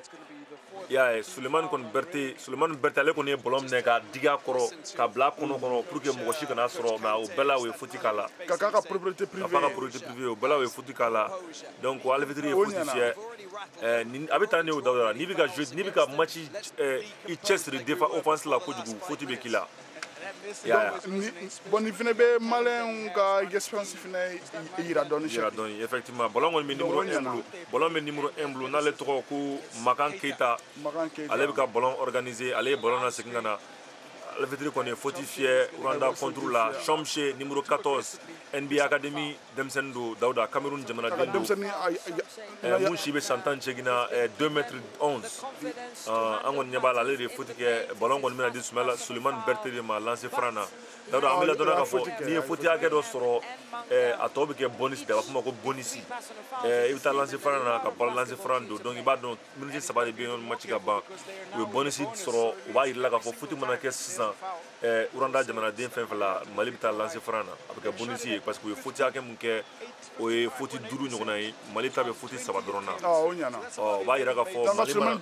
Sulemani Berté ka kuru 2 bɛɛ don lancer franc na o ye Mali ka kuru kɛ kuru 34 ye ka Rwanda ka kuru to kuru 28 na ballon kɔni bɛ Rwanda bolo Mali kɔni bɛ défense la sisan stade malien bɛ défense la donc yan kan ka distance ni garder temps chaque an kan ka ni distance ni garder parce que ballon fili o y'a minɛ Mali ye ballon récupéré a y'a fili a ye ballon yɛrɛ intercepté a kɛra passe yɔrɔ janyara a y'a intercepté Jara Aliou Jara ye rebond ta u ka Benin kɔni ye 3 points fili Rwanda rebond ye 3 points fili Aliou Jara ye rebond ta k'a di Sulemani ma Sulemani kɔni ye ballon di Keita Makan Keita y'a fili lancer la a y'a di Amayo ma Nizeriya jamanaden ale kɔni y'i ta sɛriso la a y'a jɛ ballon bora Aliou Jara ko na ballon minɛ a bolo y'a jɛ a ti ka bɔ kɛnɛ ma ballon kɔni Uranda Energy Group ta ye minute fila yɔni mi-temps ka bɔ Dawuda minute fila sɔnni u ka taa sɛgɛn lafiɲɛbɔ la Sadi ka kuru 34 Regi ka kuru 28 donc Sadi kan ka continuer ka bire do chaque walasa an bɛ se ka ni licence ni ka a garder cogo min na rebonta Mali bɛ ka taa attaque la ballon intercepté tuguni Dawuda kan k'u hakili sigi y'u kan ka hakili sigi an ka denmisɛnninw ninnu ka teli Mali Aliou Jara ye rebond ta Amalo donna ka fɔ Aliou Jara kɔni bɛ ka Mali rebond bɛɛ de assurer Cheikh u ye kuma faamuya o an kan ka rebond de ta ale kɔni mana taa kuma o kuma an kan ka rebond de ta a bɛ bolo maga la Amalo donna ka fɔ Mali ye ballon perdu ballon bɛɛ bolo arbitre ye faute fiyɛra Keita contre la u ka ni numéro 00 ni Adonis ni bɛ ka dadigi kan na kojugu Adonis Filler kɔni an b'a dɔn ka fɔ Uranda jamanaden don n'a kɛra lamɛnnikɛ Uranda jamanaden don Dawuda ale de kɔni jilajalen don kojugu k'i cɛsiri walasa ale de y'u ka pivot ye ale de y'u ka numéro 2 mineur don Dawuda mineur don nka ale de bɛ ka bɔ match bɔ u kimereku kan sisan u lajɔ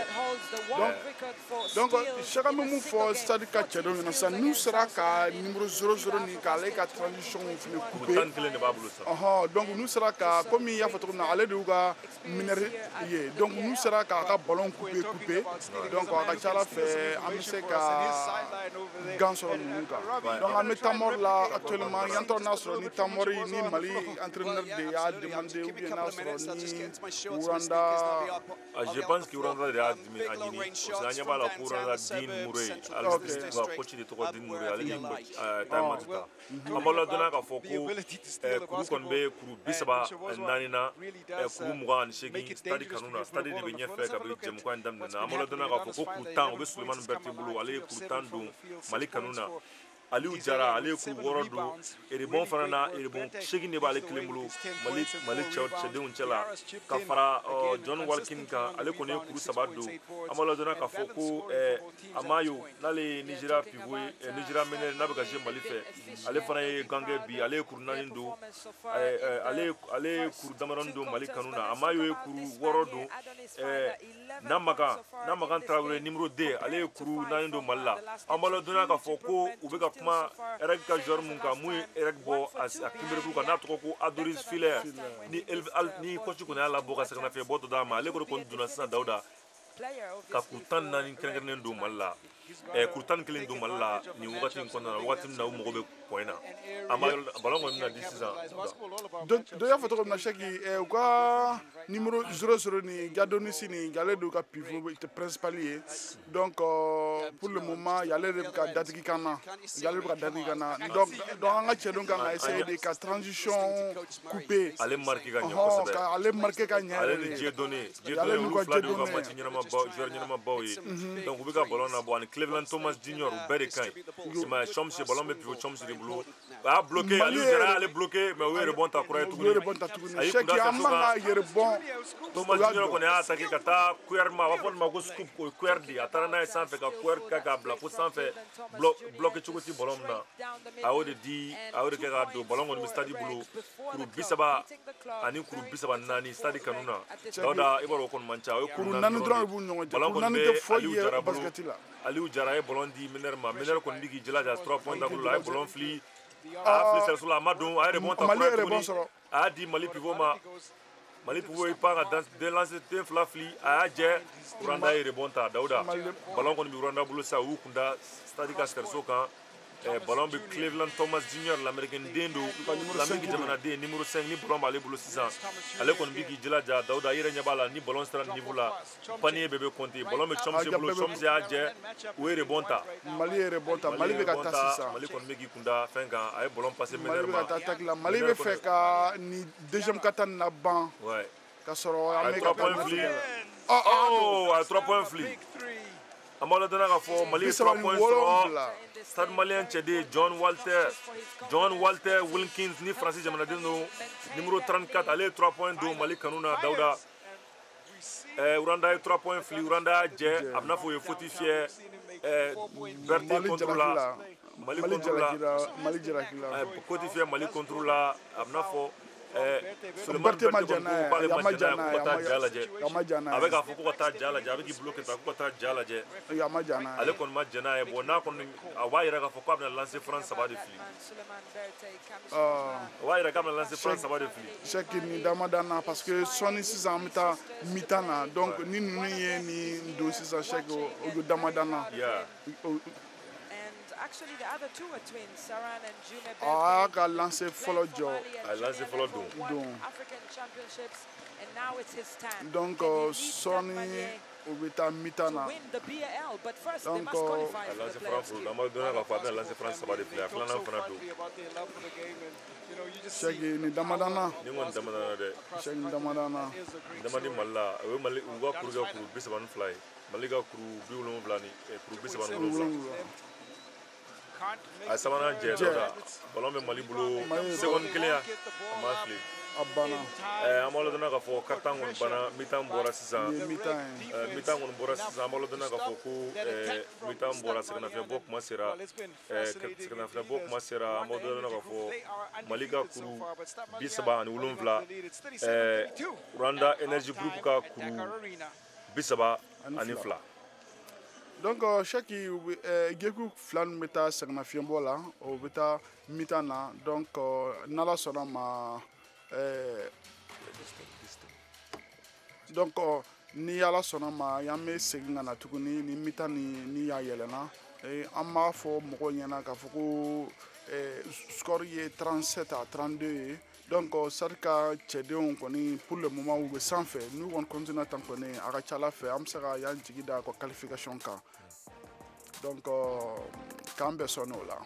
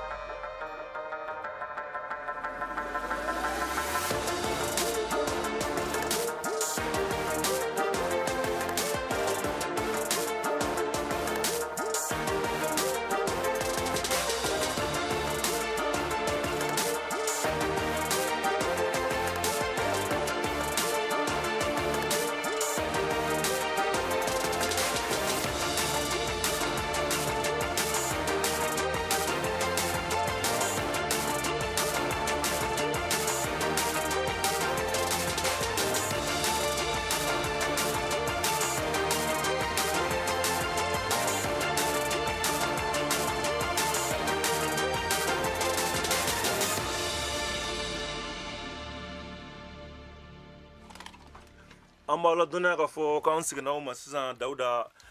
u bɛ ka Mali ni yɛrɛ ka match fɛn minnu ɲɛna ani fɛn minnu ma ɲɛ ani mɔgɔ minnu ye point hakɛ minnu don an b'a la dɔnniya k'a fɔ ko olu de bɛ ka yira sisan an kɔni an bɛ mi-temps na sisan Dawuda an ye k'a fɔ Mali kɔni bɛ ɲɛfɛ sisan kabini match in daminɛna Mali ye premier quart-temps sebaaya sɔrɔ deuxième quart-temps sebaaya sɔrɔ kuru 37 de b'u bolo sisan ani Regi ka Rwanda Energy Group ka kuru 32 Dawuda an y'a Regi équipe min ye sisan Dawuda an y'a ye k'a fɔ Regi groupe nin kɔni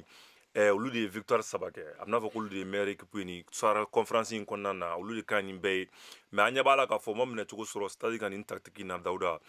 stade malien minnu bɛ ka gagner kosɛbɛ nin équipe in contre la Dawuda u bɛ mun yɛrɛ la u b'a yɛrɛ la k'a fɔ stade malien équipe ɲɛnamaba de b'u bolo n'u sera ka u ka erreur dɔw u ka gɛlɛya dɔw nettoyer dɔrɔn ni kaba ni denmisɛnninw sera ka u ka gɛlɛya dɔ nettoyer dɔrɔn a bɛ fɛnw nɔgɔya u bolo e hakili la u kan ka mun de kɛ deuxième mi-temps kɔnɔna na walasa ka se ka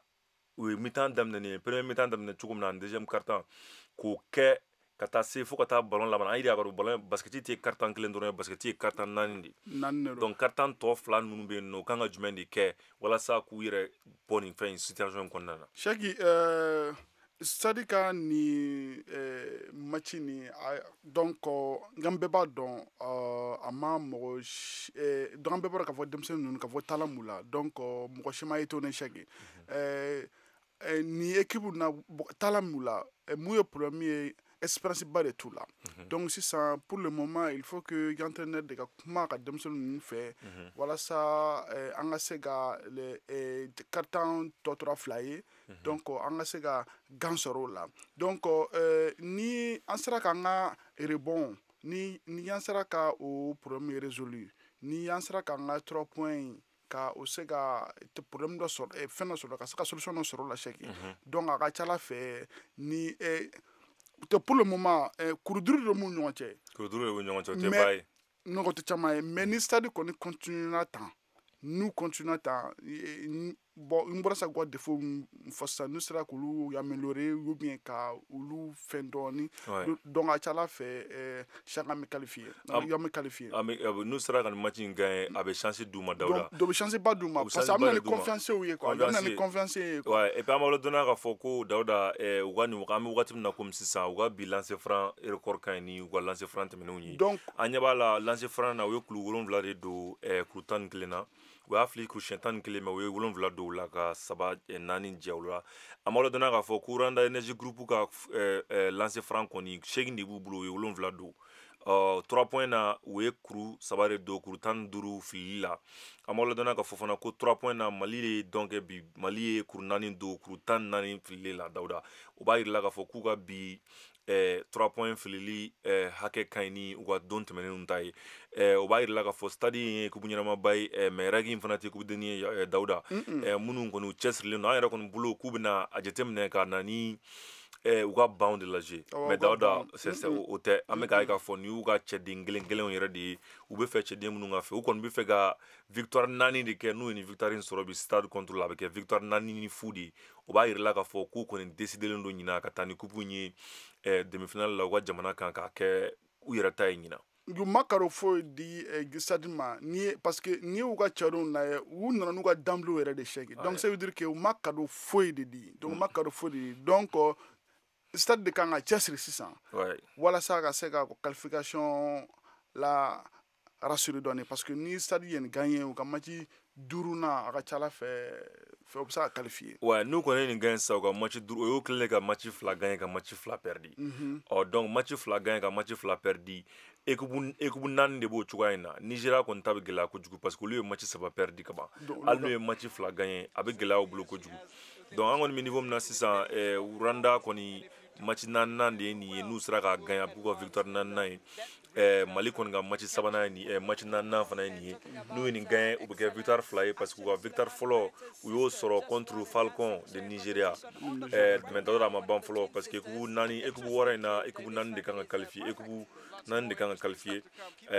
équipe 4 in na an b'a dɔn k'a fɔ Nigeria kɔni ta u bɛ gɛlɛya kosɛbɛ mais Nigeria bɔlen kɔfɛ ABC basketball club bɛ yen nɔ Côte d'Ivoire jamana kan o mana bɔ yen nɔ ka fara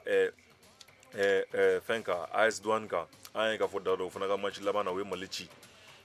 ci wa u ka match prochain na u ni équipe min bɛna bɛn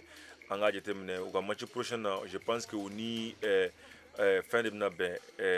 u ka match prochain na Sénégal jamanadenw ka match prochain Dawuda u ni fɛn de bɛna bɛn Falcon Nigeria jamana n'u ye victoire 2 sɔrɔ o fana contre la dɔrɔn ni Mali ye nin victoire sɔrɔ a b'u ni Mali kɛ kelen mais ni Mali ma nin victoire sɔrɔ u bɛ taa Mali ɲɛfɛ donc o b'a yira k'a fɔ ko a ma nɔgɔya fɔlɔ donc o b'a yira k'a fɔ i ɲɛna fɛnɛ stade man ka calcul kɛ o mana bɔ yen fana u man ka calcul parce que équipe 2 ninnu bɛɛ y'u ka match fɔlɔ mun ka nɔgɔn ni match bɛɛ c'est-à-dire ka Nigeria cili stade y'o de kɛ fɔlɔ ye donc Nigeria ni olu bɛna jouer ninnu kɔni hakili latigɛlen don k'a fɔ k'u bɛ sɔn ka Nigeria ci stade mana bɔ yen nɔ Falcon ni Douane de bɛ jouer bi ni douane se b'a sɔrɔ Falcon contre la dɔrɔn o y'u ka victoire fila sɔrɔlen Mali ni Falcon contre la o mana bɔ yen nɔ Falcon ni Abidjan fana bɛ tila ka ɲɔgɔn sɔrɔ i yɛrɛ ɲɛ b'a la k'a fɔ Abidjan fana ye victoire kelen kɛ contre Monastir mɔgɔ minnu ye coupe ta salon an ye voilà o kɛra dabalibanko ye Stade perdre la équipe mun contre la en général i yɛrɛ b'a dɔn Stade perdre la olu le contre la nin fɛn in na tournoi in daminɛ na Dawuda Monastir ni ABC olu gagné donc a ma ban fɔlɔ dɛ ABC kɔni o mana bɔ yen nɔ Stade kɔni ka match prochain ni Abidjan de ye donc an b'a yɔrɔ dɔn k'a fɔ fana ko u bɛɛ bɛ a nɛnɛ kelen kelen i m'a ye bɛɛ bɛna US Monastir nɛnɛ kelen kelen parce que US Monastir ni fɛn fɛn bɛna ɲɔgɔn sɔrɔ Dawuda o kɔfɛ AS Douane bɛna ɲɔgɔn sɔrɔ o kɔfɛ n'u ye victoire sabanan n'u ye défaite sabanan sɔrɔ olu contre la bon a bɛ gɛlɛya dɔɔni a tɔ bɛ kɛ match de poule de ou bien point ni référence de bɛna u bɔ ɲɔgɔn na o hukumu kɔnɔna na mais Stade kɔni bɛ ka taa niveau min kan o kan k'u jilaja ka nin match in gagner bi Dawuda an b'a ladɔnna k'a fɔ fana match in a gagner ye diyagoya de y'u bolo n'u ma se k'a gagner dɔrɔn a bɛ gɛlɛya u bolo kojugu. dɔ ye fɔtɔ machaki bi gagner kɔni ye diyagoya de parce que n'u ma gagner an ma da la k'a fɔ k'u bɛ se ka taa prochaine étape là n'o ye qualification ye donc an bɛ mun fɔ Stade denmisɛnninw ɲɛna donc ni coachw ɲɛna dɔrɔn donc u ka to nin kan donc u ka to nin kan u ye premier quart-temps laban cogo min na ani deuxième quart-temps ni u sera ka quart-temps tɔ fila laban ninnu n'u sera ka olu laban ten cogo min na donc a ka ca Ala fɛ an bɛ se ka qualification sɔrɔ donc pour le moment donc Jabara la an bɛ Mali muso ka basketi dɔ la non nin ye Sénégalaw dɔ ye Sénégalais ba Sida Academy u bɛ ka basketi muso u bɛ fɛ ka muso ka basketi yakubaya ka promotion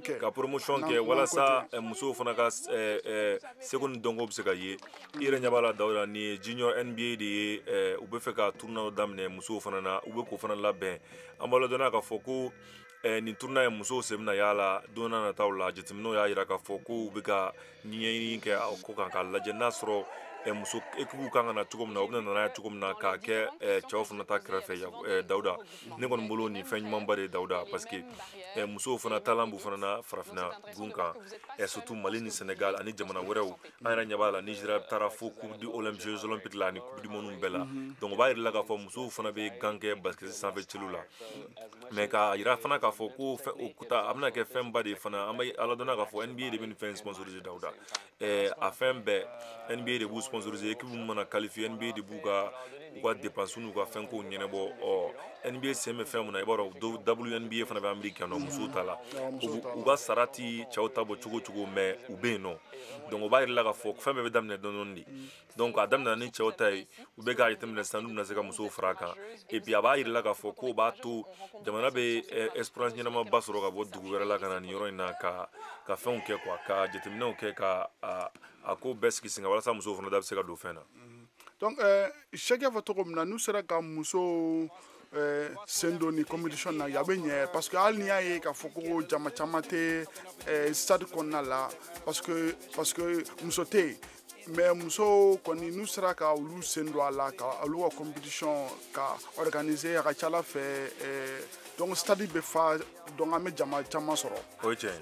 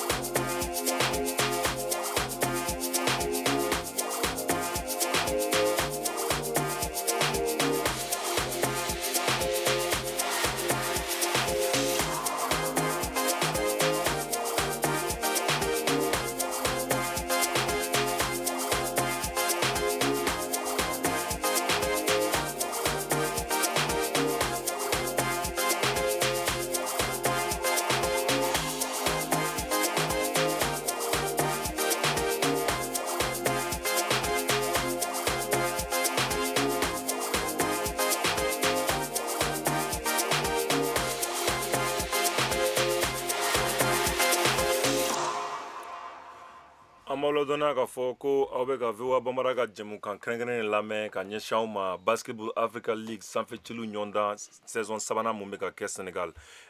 An seginna deuxième mi-temps na sisan Dawuda, ballon kɔni bɛ stade bolo. An b'aw ladɔnniya k'a fɔ mi-temps kɔni bɔra 37 32 kuru 37 Mali kanu na, Stade Malien kuru 32. Arbitre ye file fiyɛ ballon kɔni a bɛna fɔ stade de ye ballon perdu, ballon ye yɛrɛ ta ye sisan. Ok, donc an b'a fɔ yan kanubaga bɛɛ lajɛlen ɲɛna k'a fɔ ko mi-temps daminɛna sisan Stade Malien contre REG du Rwanda. Donc a bɛ ka kɛ Sénégal Dakar. Donc an b'a yira mɔgɔw la fɛnɛ k'a fɔ ko ni compétition kɔfɛ fɛnɛ Cheick sunkalo la compétition wɛrɛ bɛ kɛ n'o tɔgɔ k'a fɔ ko conférence du Nil. Voilà, conférence du Nil. Donc on bɛ kɛ Égypte fɛ yen. Donc voilà, donc on bɛ kɛ Caire. Donc on bɛ kɛ sunkalo kɔnɔna la. O match fɔlɔ ye le 26 avril, kalo tile 24 ka taa bila fo mai kalo tile 6 la. Voilà, donc ni tournoi nin kɔfɛ, donc o de bɛna kɛ tournoi filanan ye. Donc Mali ye 2 points do sisan Cheick. Mali ye kuru 2 do ka fara kan Aliou Jara ye i diga ka 2 points do Mali kanu na. An ka numéro 15 Aliou Jara. Mali numéro 15 ye 2 points do Mali kanu na. Donc sisan 39 ani 32. Donc 3 points fili a donna ka bɔ a ma don faute fɛra contre la an hakili la a bɛna taa 3 points de fili ni kɔni ye u ka numéro 00 ni Dawuda. Ka Adonis Filler ale de kɔni ale fɛnnen don kojugu. Donc an b'a la Mali coach arbitre kɔni diminen don. A y'a diminen don, international diminen don. Ale bɛ k'i bolo fili. ou bien national diminen don joueur de kɔrɔ. A diminen don arbitre de kɔrɔ parce que a ma da la k'a fɔ ko nin ye o ye faute technique di Kaba Kanté ma. A kan k'i kɔlɔsi Dawuda, a kan k'i kɔlɔsi nin wagati in na, nin wagati in tɛ tiɲɛni kɛ wagati ye. A bɛna fɔ ale dusu bɔra arbitre ye file mun fiyɛ contre la a ye faute technique di fɛn ma coach kɔni Kaba ma Kaba Kanté. I y'a fɔ cogo min na Cheick nin wagati nin tɛ dimi wagati ye. Nin wagati nin tɛ dimi wagati ye, faute technique kɔni dira ma bon a bɛna ballon fili a ye fɔlɔ don a bɛna fɔ u bɛna fara a ka 3 points lancer ka Dawuda o ye kuru 4 de ye. Donc n'u y'o kuru 4 bɛɛ don Dawuda a bɛ gɛlɛya, n'u y'o kuru 4 bɛɛ don u bɛ surunya Mali la. U bɛ surunya Mali la kosɛbɛ. Bon u ka numéro 0 nin kɔni bon k'a fɔ ko Jale b'a ka kuru 3 nin bɛɛ jɛ mada la. A bɛ gɛlɛya kojugu. A bɛ gɛlɛya. A ye kuru fɔlɔ 2nan fili a ye 2nan fana don. A 2nan fana don. An ɲɛ b'a la k'a fɔ Rwanda jamanadenw caman kɔni bi kɛnɛ kɔnɔ yen nɔ u bɛ ka u supporter. Dawuda u bɔra fo Rwanda Kigali ka na u ka équipe supporter. A ye match 3nan don a ye point lancer franc 3nan don. A y'a bɛɛ don. A bɛna 4nan fili Dawuda. 4nan a ye 3 points de fili faute kɛra la ka to 3 points de la ka fara arbitre Kaba ka faute technique kan u bɛ kuru 4 de d'a ma ka fili a ye kuru 4 bɛɛ don. Ɲɛ b'a la o ye u ka kuru kɛ kuru 36 ye Mali ka kuru 39 yɔrɔ Dawuda kuru 3 dɔrɔn de b'u ni ɲɔgɔn cɛ o tɛ caman ye. Deuxième quart-temps troisième quart-temps daminɛna sisan miniti 9 de bɛ yen nɔ bon an ɲɛ b'a la u bɛ fɛ ka défense ja kaburu u ka sɛsoda la Dawuda donc u b'u jilaja ka bɔlɔ nin lana sisan meneur de kɔni kan ka se ka tɛmɛ olu la. Donc u nana ni défense modèle dɔ ye mun bɛ se ka gɛlɛya u bolo kojugu bon an ɲɛ b'a la k'a fɔ ka coach bɛ k'o de k'a fɔ nin ma ko pressing ka pressing kɛ kabiri sɛso jukɔrɔla la bon Mali kɔni bɛ hésiter o la k'a fɔ k'u bɛ taa Mali kɔni ye ballon fili u ye rebond jɛ Pichu man ka rebond ta ka di meneur ma ballon bɛ Cleveland Thomas Junior bolo numéro 5 ale bɛ k'i kunda Mali kan a ye ballon fili numéro 00 in Cleveland Thomas Junior y'i kunda a ye ballon perdu a ma yo kɔni y'i kun ta k'i da sɛso kan. A faute kɛ a ma y'o la a bɛna fɔ faute ma fiyɛ an ma file man kan mɛn Dawuda an ma file man kan mɛn dɛ a ma y'o kɔni y'i ballon ta k'i kunda a ma faute fiyɛ i m'a ye a ma faute yɛrɛ fiyɛ donc arbitre an taara arbitre ye mun fiyɛ filan kɔni ma file man kan mɛn. Mali entraîneur kɔni bɛ ka faute de ɲini ale kɔni bolo ko faute de kɛra an b'a ye k'a fɔ u bɛ ka segin a kan Dawuda ɲɛ b'a la faute kɛra a magara bolo la a b'a yɛrɛ k'a fɔ faute kɛra bon arbitre muso in de ka surun a la ale de kan ka faute fiyɛ mɔgɔ min ye faute kɛ an b'aw ladɔnniya k'a fɔ i m'a ye Cleveland Thomas Junior yɛrɛ taara tɛgɛ di ɲɔgɔn ma kɛ a ma y'o ma k'a jira k'a fɔ ale yɛrɛ ye faute kɛ a bɛ fɔ nin ma ko fair play Dawuda a taara i tɛgɛ d'a ma k'a fɔ ko ale jo t'a la ale de ye faute kɛ donc kuru 2 a bɛ lancer franc na a bɛna kuru 2 fili numéro 6 Amayo maliden Nigeria jamanaden ale bɛna lancer franc fili. Kelvin Amayo numéro 6 ni meneur do Nigeria jamanaden do n'a bɔra Nigeria a ka équipe laban ye Postbin Hormuzgan. Dawuda ima lancer franc fɔlɔ jɛ i b'a dɔn o ti kibaruya duman ye nin wagati in na fɛn bɛɛ ka ɲi nin wagati in na fɛn bɛɛ comptelen don point bɛɛ ka ɲi point bɛɛ ka ɲi i man ka point bɛɛ jɛ an bɛ wagati min na filanan don ça c'est bien ça c'est bien filanan don nka point bɛɛ comptelen don kuru naani de b'u ni ɲɔgɔn cɛ i b'a dɔn Dawuda o ti caman ye an ye k'a fɔ Mali fana bɛ fɛ k'u minɛ défense la pressing na kabini sɛriso daminɛ na ballon kɔni b'u ka numéro a ye ballon perdre a la a ye ballon perdre Amayo y'i kunda a ye kuru fila don Mali kanu na ça c'est bien ça Amayo défense de ni de bɛ défense kɛ a ye ballon perdre i b'a dɔn Dawuda n'i ye défense kɛ nin de bɛ kɛ n'u ye mun tila i fana b'o kelen de k'u la i m'a ye o défense ja kabini u ka sɛriso jukɔrɔ Amayo y'i bolo kɛ ka ballon déflecté ka taa don i y'a ye donc Amayo ka présence bi sɔrɔ ballon bɛ Aris bolo Aris kɔni ye ballon ta k'i kunda sɛriso kan ballon fɛti fɛra contre la Stade kɔni ye ballon sɔrɔ Stade ye ballon sɔrɔ fɛti fɛra contre la arbitre ye file fiyɛ joueur kɔni numéro 00 ale kɔni Adoni Filler ale kɔni ma content nin fɛn in na ale bolo ko fɛn dɔ kɛra i ɲɛ b'a la meneur surumani don Dawuda i ɲɛ b'a la expérience ba de bɛ Mali meneur in na Amayo n'ale y'i bolo ballon déflecté ballon kɔni bɛ Stade bolo sisan kuru 42 Stade kanu na REG ka kuru 36 ballon bɛ Stade bolo ballon kɔni bɛ Stade bolo o ye ballon perdu a ye ballon fili meneur ma meneur kɔni m'a dɔn mɔgɔ min bɛ yen nɔ ballon sirina Stade ka kan na o ye ballon perdu ye balle perdu o ye REG kɔni bɛna ballon ta terrain cɛmancɛ la Dawuda Chaki n'i ye nin match la i b'a dɔn k'a fɔ ko an ka numéro 6 ni Amayo ya blesselen gera Mali kan kojugu match fɔlɔ la awɔ an ka match fɔlɔ la mais sisan an b'a ka impact la an b'a jɔyɔrɔ la an b'a jɔyɔrɔba de bɛ yen nɔ jɔyɔrɔba de bɛ équipe parce que i ɲɛ b'a la a jɔyɔrɔ la c'est à dire a bɛ offensivement il est très bien défensivement i yɛrɛ ɲɛ b'a la a ye ballon mun suɲɛ sisan a ye ballon ɲɛ t'a la faute kɛra ale la 3 points na tuguni a bɛna taa 3 points 3 fili Mali kanu na o b'a yir'i la k'a fɔ ko Dawuda a décidelenba de don Cleveland Thomas Junior magara nɔngɔnkuru la ale ka faute 3 de b'ale bolo sisan Dawuda an bɛ wagati min na 3e quart-temps yɛrɛ ma ban faute 3 b'u ka joueur ɲɛman bɛɛ bolo nin ye Mali ka supporteriw ye Stade Malien ka supporteriw u y'olu yira tribune kɔnɔna na sisan an b'a ladɔnniya k'a fɔ ko Aliou Jara nana lancer franc ligne na sisan an hakili la Amayo bɛna lancer franc 3 de fili Dawuda a tun bɛ ka 3 points de fili ni faute kɛra la donc n'a sera ka nin 3 lancer franc bɛɛ sɔrɔ Chaki a ye fɔlɔ jɛ Dawuda a ye fɔlɔ jɛ lancer franc dun a comptelen don nin na kojugu a comptelen don Chaki y'a fɔ cogo min na an mago bɛ point bɛɛ la an mago bɛ point bɛɛ la point bɛɛ Cleveland Thomas Junior ale kɔni ni ale faute 3nan ye an b'a ladɔnniya k'a fɔ u ka joueur wɛrɛ bɛ yen nɔ faute 3 bɛ minnu bolo Dawuda a ye 2nan fana jɛ Dawuda i b'a dɔn o cɛman ye cɛman ye lancer franc kɔni na ni lancer franc bɛna fɔ fu de a bɛna fɔ bonus i b'i jilaja k'o de don n'i m'o don dɔrɔn a bɛ gɛlɛya i bolo a bɛ gɛlɛya fo que Chaki a ka n don Chaki a ka n don a y'a 3 bɛɛ jɛ Dawuda o kɔni ye rebond ta a ballon o ye rebond sɔrɔ a y'a 3 bɛɛ jɛ Dawuda o tɛ kibaruya duman ye ballon kɔni bɛ Stade bolo o ye rebond fana ta u ka jɔda la a ye 3 points fili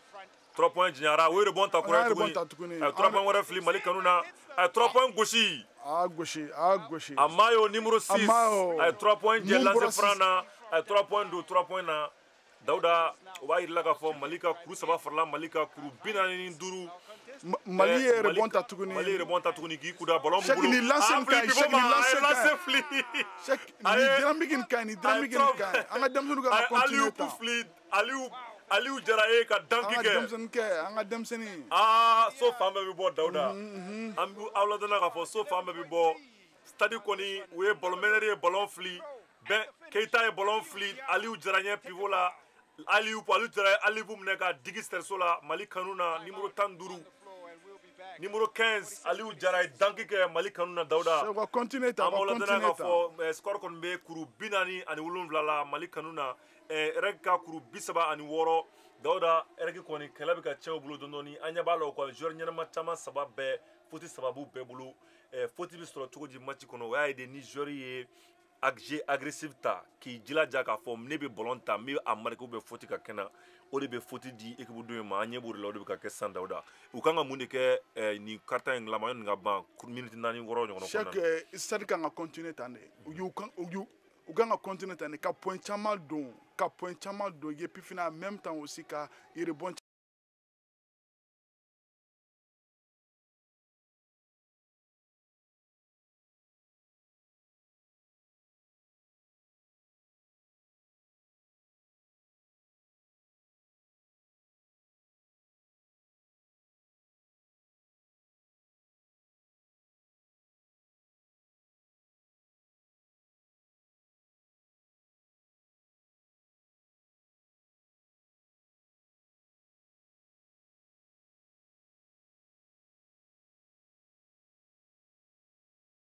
ngani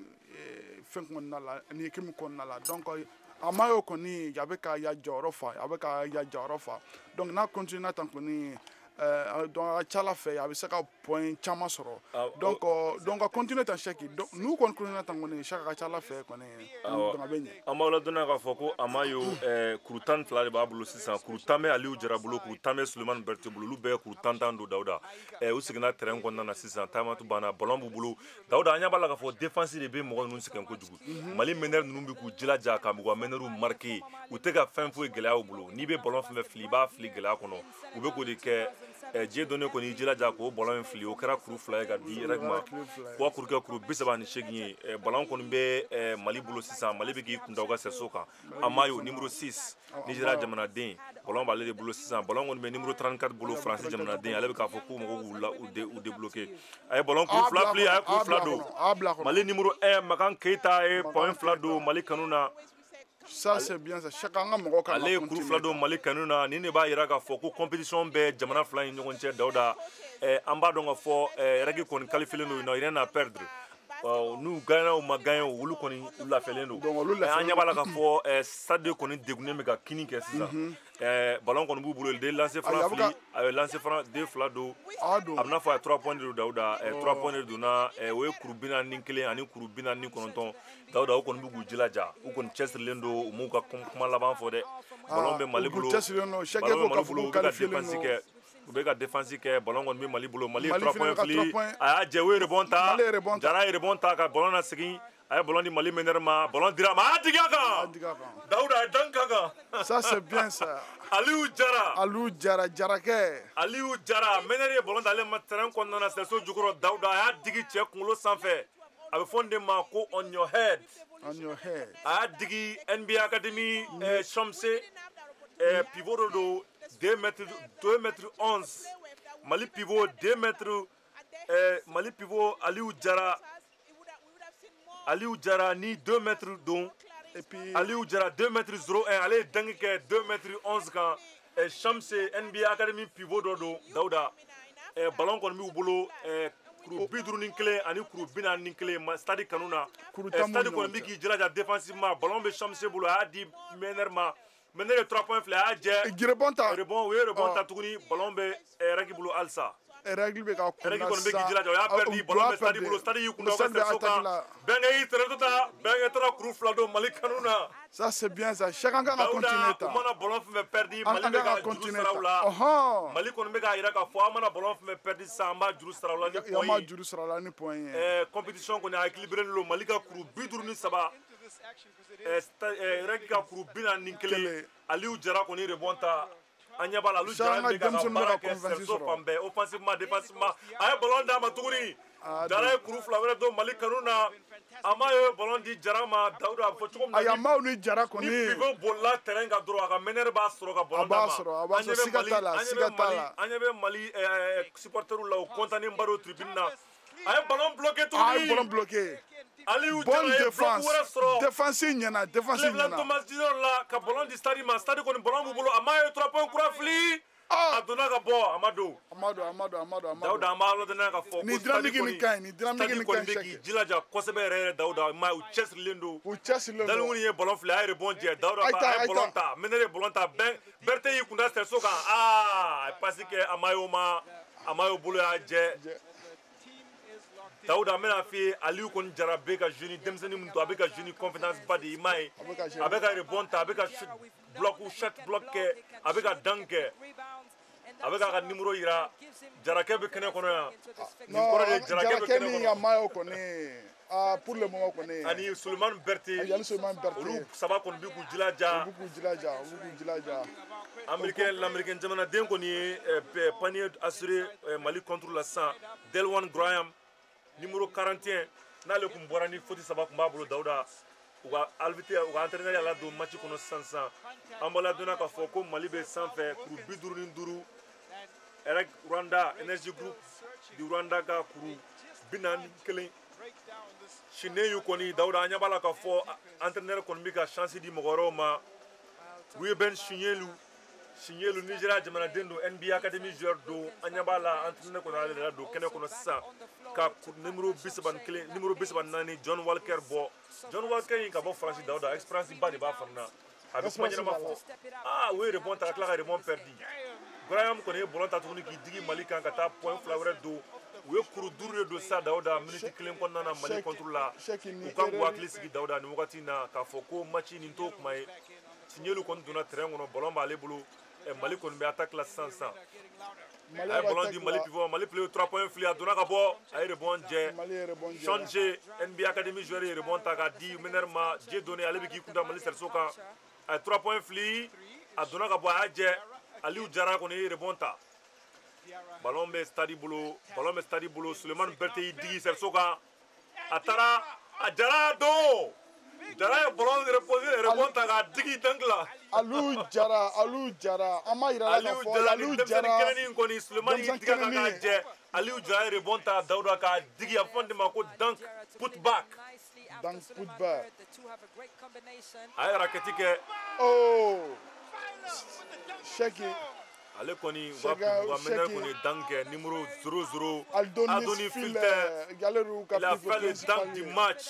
ay bolonta ki kun digi stersoka a met droite ka digi Aliou Jara kan a fonde mako dunk poster ay Aliou Jara do poster la Daouda o te konma ni bita bloc stadi ka defensive kan yelama ni bita ni block fula Daouda itani blue fly atarna blue fly me o mata ngon krefe a fonde mako poster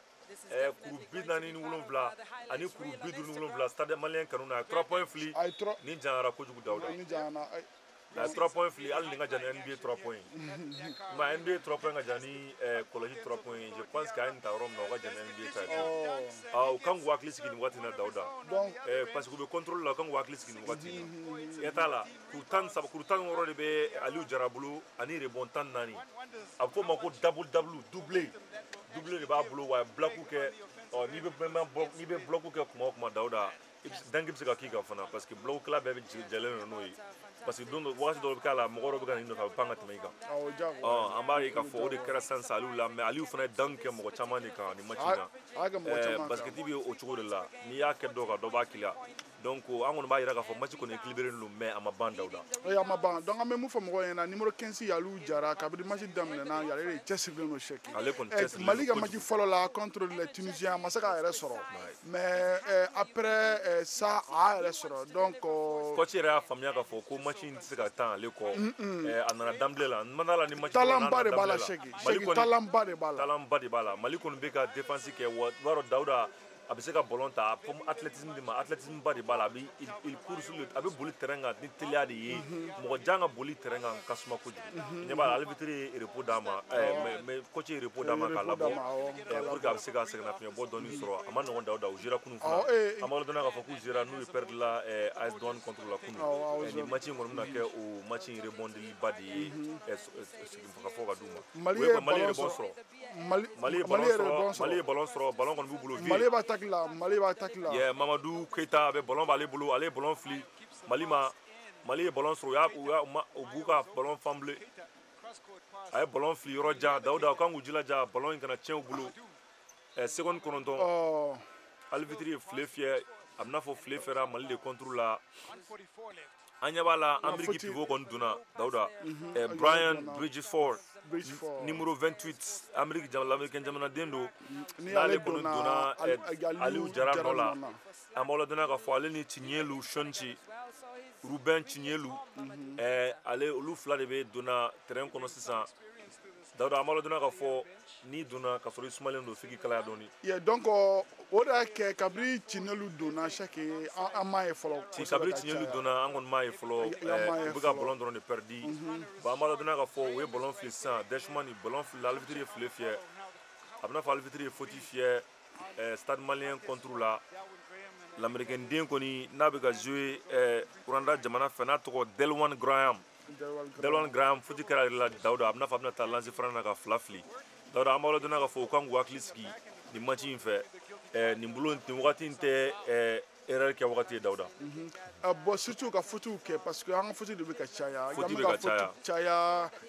rebond défensif fana tɛ ka sɔrɔ. U taara bonus la sisan i ɲɛ b'a la u taara bonus la Dawuda donc ni faute kɛra terrain yɔrɔ sisan an bɛ wagati min na a bɛ taa bonus la stade contre la donc stade ka faute cayara kojugu wa fana u ka ballon perdu cayara minute 3 laban in na mais o bɛɛ la u bɛ ɲɛfɛ Dawuda mais u kan k'u jilaja walasa u bɛ se ka sigi u ka rythme kɔrɔ la u ka dɔnsen fɔlɔ kɔrɔ la pour que u bɛ se ka nin fɛn in bɔ. Cheikh an bɛ mun fɔ stade ka cɛdenw ɲɛna u ka pour le moment u ka troisième quart-temps ni ban ka sɔrɔ u bɛ sanfɛ donc u man ka jigin donc n'u ye troisième quart-temps ni ban ka sɔrɔ u bɛ sanfɛ donc halisa espoir bɛ kɛ yen. donc stade kɔni bɛ ballon kɔni bɛ stade bolo sisan Dawuda u ye kuru 49 kuru 57 stade malien kanu na ballon kɔni bɛ stade bolo a man jan ɲɔgɔn na 3 points fili Mali kanu na a donna ka bɔ sɛriso la a y'a jɛ Mali rebond jɛ tuguni ballon bɛ Regi bolo Regi kɔni y'i kun da Mali sɛriso kan a ye ballon di Delwan ma a y'a jɛ Mali kɔni bɛ ka rebond ɲini kɛlɛ la u ye rebond ta Mali y'i digi u kan Mali y'i digi ballon bɛ René bolo Regi joueur y'i sin kɛ ka ballon ci Dawuda Regi mɔgɔw kɔni u jilajalen don Dawuda nin match in kɔni n'u y'a perdu kɔni u dɛsɛra de sinon u jilajalen don u bɛ ka fɛn bɛɛ de kɛ walasa u kana se ka sentanya sɔrɔ nin waleya in na. Cheikh ne yɛrɛ fana bɛ ka dabala ban parce que Regi mɔgɔw bɛ ka se u b'a fɔ k'u ma qualifié. U b'a fɔ ma qualifié. alors que u qualifié don. U qualifié don o t'a la dɛ Dawuda k'a i qualifié kɔrɔ t'a yira k'i ka match perdu dɛ u ye lancer 3 points fila fili Mali y'a jɛ Mali ye rebond ta Chinyelu y'a fili Chinyelu kɔni bintɔla y'a fili mais a ma don je pense que Aliou Jara de bɛ ka ballon fili Aliou Jara ye 3 points fili y'a jɛ Mali ye rebond ta Mali ye rebond ta u bɛ ka Mali presser a fɔ nin ma ko pressing Dawuda ballon kɔni bɛ Mali bolo a ma ye 3 points fili Mali kanu na a ye 3 points don Mali ye 60 numéro 2 a ma o yɛrɛ tɛ numéro 2 Mali joueur numéro 2 ale kɔni ye 3 points don n'a tɔgɔ ko Namagan Traoré ale ye 3 points don Mali kanu na ballon bɛ Mali bolo a y'i digi sɛriso kan a y'a fili a ma don 4 fiyɛra Mali kɔni kuru 60 bɛ Mali bolo sisan Dawuda an b'aw ladɔnniya k'a fɔ ko numéro 2 Namagan Traoré 3 points don Mali kanu na Dawuda stade malien ka kuru 60 Reg ka kuru 49 kuru 11 de b'u ni ɲɔgɔn cɛ Dawuda u ka taa 4e quart-temps kɔnɔ n'a bɛ fɔ o ma ko tiɲɛ kɛnɛ seko ni dɔnko kɛnɛ ye o ye sebaya kɛnɛ ye 3e quart-temps ye nin wagati de la joueur bɛɛ bɛ a ka réserve bɛɛ bɔ fɛn fɛn b'i kɔnɔ i b'a bɛɛ bɔ 4e quart-temps min kɔnɔ Dawuda u b'u labɛn ka t'o de kɛnɛ kɔnɔ u kan ka jumɛn de kɛ sisan e ka jateminɛ na Cheikh u kan ka distance ni garder temps pour le moment 60 de don donc 60 ni 40 kɔnɔntɔn donc bɛrɛ tɛ mais u bɛ se ka nin score ni nata ɲɛfɛ donc n'an bɛ mun fɔ o ɲɛna dɔrɔn donc u ka score ni garder temps donc u ka garder temps ka distance to ani ninnu ni ɲɔgɔn cɛ parce que Rwandais fana ka cɛdenw ka farin Nobositu ka numéro 00 ni ta u ka Yadonis donc Esperance ba b'a la yale do ka pivot ba ye donc Sadi cɛdenw man ka sunɔgɔ u man ka sunɔgɔ u kan ka kapu garder temps ne ka distance bila an yani ninnu ni ɲɔgɔn cɛ walasa parce que parce que fɔ cogo min na 4e quart-temps ye a laban ye donc fɛn fɛn b'aw kɔnɔ donc a b'a labɔ sisan de dumuni fɛn fɛn bila pour que k'a labɔ i b'o bɛɛ de labɔ nin wagati in na an kɔni b'a jira k'a fɔ ninnu ka joueur 3 américain joueur 3 de b'u la Dawuda minnu ka ɲi kojugu kelen tɔgɔ ko Adoni Filler ni Rwanda jamanaden don ni américain den don fana ka fara Cleveland Thomas Junior ka fara Delwan Graham ninnu bɛɛ l'américain jamanadenw ye u bɛ ɲɔgɔn faamuya kojugu basket kan terrain kan Dawuda an b'a ladɔnniya k'a fɔ olu saba de bɛ ka gang kɛ kojugu équipe in na n'i y'a jateminɛ u ka point kilancɛ bɛɛ bɔra olu saba de la kuru 19 bɛ Adoni Filler bolo numéro 00 n'ale de dunk spectaculaire ba dɔ kɛ Mali kan bi Aliou Jara contre la an b'a ladɔnniya k'a fɔ o Aliou Jara kelen fana ye danki saba naani ɲɔgɔnna de kɛ mɔgɔw kan bi Serso Jukɔrɔ Dawuda o de fana ye basket diya ye o an b'a ladɔnniya k'a fɔ ko kuru 14 kuru 10 ɲɔgɔnna bɛ Delwan Graham bolo Mali cɛdenw fanfɛla la kuru 16 de bɛ Aliou Jara bolo ale de bɛ Mali ɲɛfɛ bi leading na ka fara Kelvin Amayo kan kuru 12 b'ale bolo ka Sulemani Berté ale tɛ fɔ mɔgɔ ye bilen Dawuda yɛrɛ b'a dɔn kuru 12 b'ale bolo ale kɔni kabiri a daminɛna a bɛ ka match dun ka fara Namagan Traoré kan n'ale fana bɔra ban na ka na point dɔ di Mali ma kuru 7 ɲɔgɔn na an b'a ladɔnniya k'a fɔ ko carton 4 daminɛna Dawuda carton de la vérité tiɲɛ kɛnɛ ani seko kɛnɛ de daminɛna sisan ballon bɛ règle bolo Mali kɔni défense kɛ règle ye ballon perdu ballon bɛ stade malien kanu na an kan ka défense kɛ nɛgɛ de sisan chèque nɛgɛ de kɔni kan ka kɛ nin an man ka défense kɛ nɛgɛ de sisan nin wagati in tɛ sɛgɛn wagati ye nin wagati in tɛ bolojigi wagati ye nin wagati in ye seko ni dɔnko wagati de nin wagati in ye sɛbɛ kɛnɛ de nin wagati in ye tiɲɛ kɛnɛ de Dawuda an ɲɛ b'a la ballon bɛ stade bolo attaque la sisan donc an bɛ mun ɲini stade joueur fɛ donc a y'i kunda Serso kan a ye rebond ta Aliou Jara a ye rebond ta tuguni a ye rebond ta fo a labɔ ballon bɛ vie bolo vie 3 points fili a donna ka bɔ a ye rebond ɲini ballon kɔni Dawuda kɔni y'u jilaja ni rebond in na u ye rebond ta siɲɛ 2 siɲɛ 3 mais a ma sɔrɔ an b'a ladɔnniya k'a fɔ Mali ka danblé 5 de bɛ kɛnɛ kɔnɔ sisan Dawuda n'o ye Aliou Jara Makan Keita Mamadou Keita Sulemani Berté John Walter Watkins Francis jamanaden an b'a ladɔnniya k'a fɔ u ye kuru 2 don Dawuda kuru 51 stade ka kuru 60 ballon bɛ stade bolo Bɛnkɛ y'i kunda Serso kan k'i digi ka don a ye kuru 2 don stade kanu na Bɛnkɛ in kɔni ale b'a dɔn wagati min na a kan ka ballon ta k'i digi Serso kan Dawuda hali n'a m'a don a bɛ faute bɛ k'a la a bɛ taa Serso la et puis a binna dɔrɔn chèque a balila ka wuli parce que a b'a dɔn défense nafa ka bon wagati na an b'a ladɔnniya k'a fɔ ballon kɔni bɛ Rwanda jamanaw bolo u ye Cleveland Thomas Junior u ka meilleur joueur 3 bɛɛ kɔni bɛ kɛnɛ kɔnɔ Dawuda u ye ballon di pivot ma pivot y'a labɔ pivot ye ballon ci u ma ballon kɔni bɛ Dieudonné bolo Dieudonné y'i kun d'a kan u ye ballon fili a ye kuru 2 don an b'a ladɔnniya k'a fɔ ko Dieudonné numéro 2 n'o ye Rwanda jamanaden ye numéro 2 Dieudonné Nzize ye ale ye 2 don Mali la Mali kɔni ye ballon ta k'i digi faute fiyɛra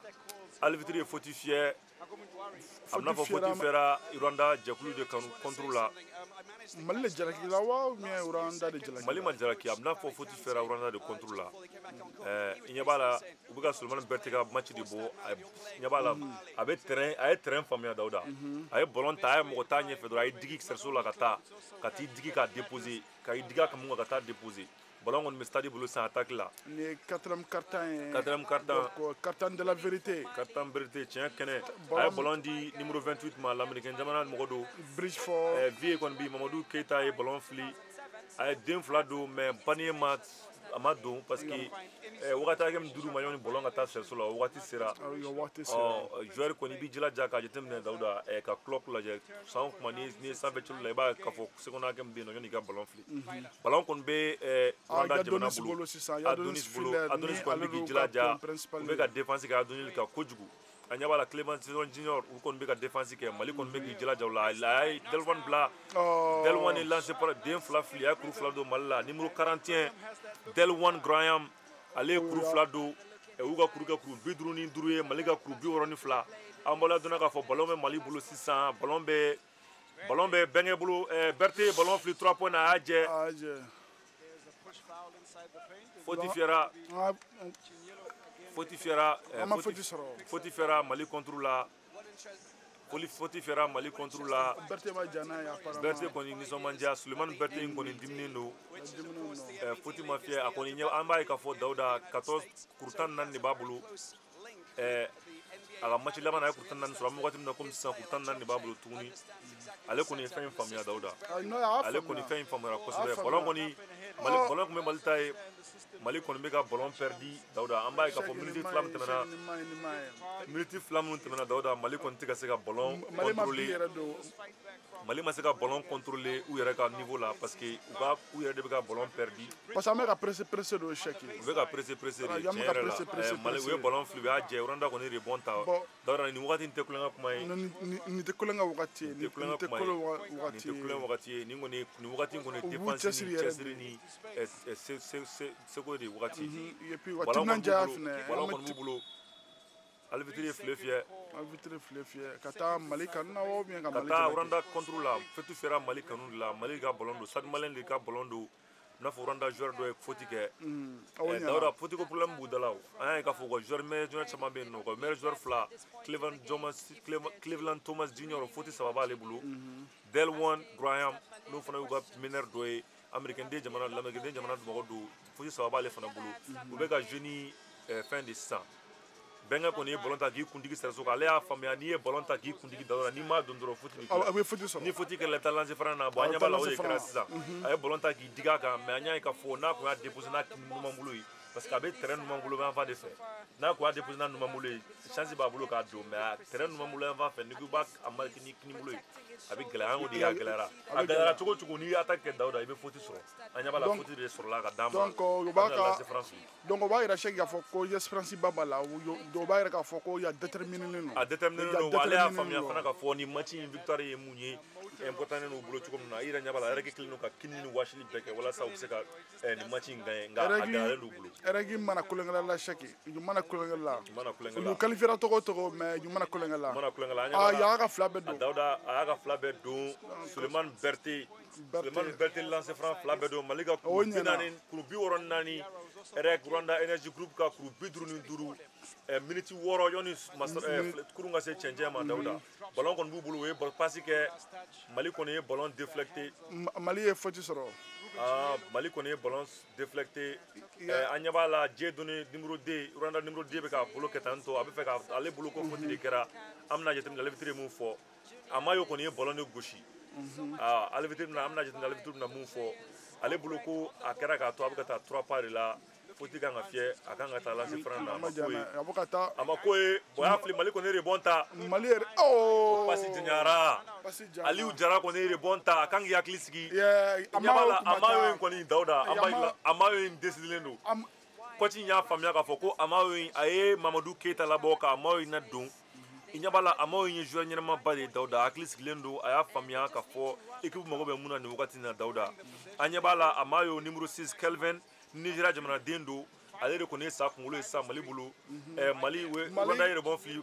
Aliou Jara kɔni y'a ka baara a delimako kɛ a ye rebond ta k'a di Berté ma Berté yɛlɛma k'a b'a don u ye faute kɛ Berté la Dawuda a bɛna fɔ nin ye faute intentionnelle de ye i yɛrɛ ɲɛ b'a la a y'a daba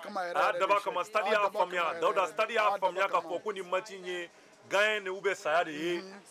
Sulemani Berté Amayo de passe k'a ma contre attaque la Dawuda a ye Sulemani Berté minɛ numéro 00 a bɛ se ka kɛ nin y'ale ka faute laban ye Dawuda parce que u ye faute caman de kɛ Mali la sisan surtout numéro 00 Yadonis Filler Yadonis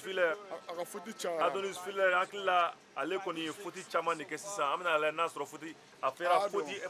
faute intentionnelle de fɛra contre la a y'a dab'a kama ka faute kɛ o de fɛra contre la o ye lancer franc fila di o lancer franc kelen di Mali ma an hakili la faute joli b'ale bolo Mali kɔni bɛnkɛ kɔni ye faute fila lancer franc fila bɛɛ don tuguni Dawuda i ɲɛ b'a la k'a fɔ o décidélen don kuru 66 kuru 55 Mali kanu na stade malien kanu na an b'a ladɔnniya k'a fɔ a ye faute mun fiyɛ a y'a fila bɛɛ don Dawuda ballon bɛ stade bolo tuguni kura ye bɛnkɛ Sulemani Berté ne bɛ to k'a fɔ bɛnkɛ de parce que Sulemani Berté a bɛna fɔ bɛnkɛ de parce que ti bɛnkɛ quoi i m'a ye a ye jeu faamuya Amayo kɔni ye ballon ta ballon bɛ stade bolo halisa u y'a perdu o ye ballon perdu stade kɔni bɛ ka segin défense la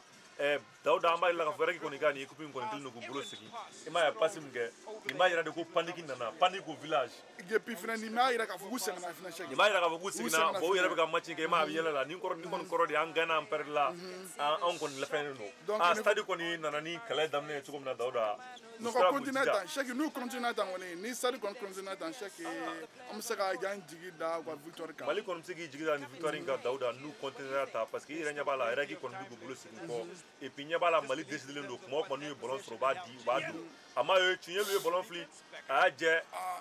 ballon bɛ Tiɲɛlu ye la 2 points fili a ma don Dawuda an b'a lɔn dɔrɔn k'a fɔ Tiɲɛlu kɔni ale kɔni nin match nin tournoi ɲɛna a ma ɲɛ ale bɛna Amérique Pichu Manga ye ballon dribblé k'a fili kɛnɛ ma ballon fɛrɛ olu contre la Dawuda Mali kɔni u sɛgɛnna an b'a lɔn k'a fɔ stade jira kunu ni sɛgɛn kun kan ka fɔ stade yɔrɔ la sɛgɛn kun man ka fɔ règle yɔrɔ la an b'a dɔn k'a fɔ règle ka match laban Dawuda o kɛra tile damadɔni tɛmɛnen kabini le 15 mars kabini mars kalo tile 15 ka match laban kɛra o la ni mɔgɔ ye repos sɔrɔ olu ye repos sɔrɔ ka tɛmɛ bɛɛ kan a lance Aliou bu fili ka di Aliou Jara ma tuguni Aliou Jara ni a ma Aliou Jara kɔni bi a ba man ka ganforo la bi Dawuda ballon fɛn mana d'a ma bi a bɛ ka match de kɛ an ɲɛ b'a la Meneri Magan Kanté an ma ɲɛ b'a la Magan Keita ye Aliou Pou fili a fɔ de ma ko Aliou Pou k'a di Aliou Jara ma Aliou ye danki match kɛ Rwanda Serso la a ye bloc kelen wɛrɛ kɛ tuguni ka d'u ma ballon bɛ stade bolo stade kɔni ye ballon perdu a ye ballon lasegin Pichu Manga ma Mamadou Keita ye faute kɛ nin kɔni ye faute ɲumanba de ye Tiɲɛlu b'a dɔn k'a fɔ nin ye faute ɲuman de ye Pichu Manga n'ale bɔ Congo jamana kan numéro 34 ale bɛ Rwanda Energy Group la faute kɛra ale de la a bɛna lancer franc fili Mali ka kuru 68 règle ka kuru 55 Dawuda an b'a lɔn k'a fɔ stade kɔni jira ni rythme mun ye bi stade jira n'a ye yamaruya mun ye k'a ye k'a fɔ nin match in an bɛ nin gagner ou bien an bɛ sa parce que ni y'u ka dernière chance de ye parce que n'u kun ye nin perdu n'i ye match fila gagner équipe tɔw bɛ se ka kɛ i ti bɔ mais n'u ye nin gagner contre une équipe comme les règles comme ça Dawuda o b'a yira la k'a fɔ ko mɔgɔ ninnu joueur ɲuman b'u bolo et puis stade ka ɲi parce que u bɛ ka meilleure équipe de gosi tantɔ Sahara la o bɛ ko dɔ yira la non an ka denmisɛnninw ka ɲi Cheikh an ka denmisɛnninw ka ɲi mun b'an ka denmisɛnninw jɛ o ye expérience ko de ye o ye expérience ko de ye et puis an ka denmisɛnninw ka teli donc u presselen don u sen ka teli u presselen don sinon k'a fɔ ko talent kɔni franchement talent bɛ yen talent ko kɔni tɛ an b'a lɔn k'a fɔ ko ne yɛrɛ kɔni content don kojugu an b'a lɔn k'a fɔ basket yɛrɛ la Dawuda ne yɛrɛ ye basket kɛ ne ye pivot kɛ ka tɛmɛ y'a ye ka basket kɛ Mali la ka jouer coupe nationale la ka tɛmɛ ka na mais ɲɛ bɛ petit na cogo min na Aliou Jara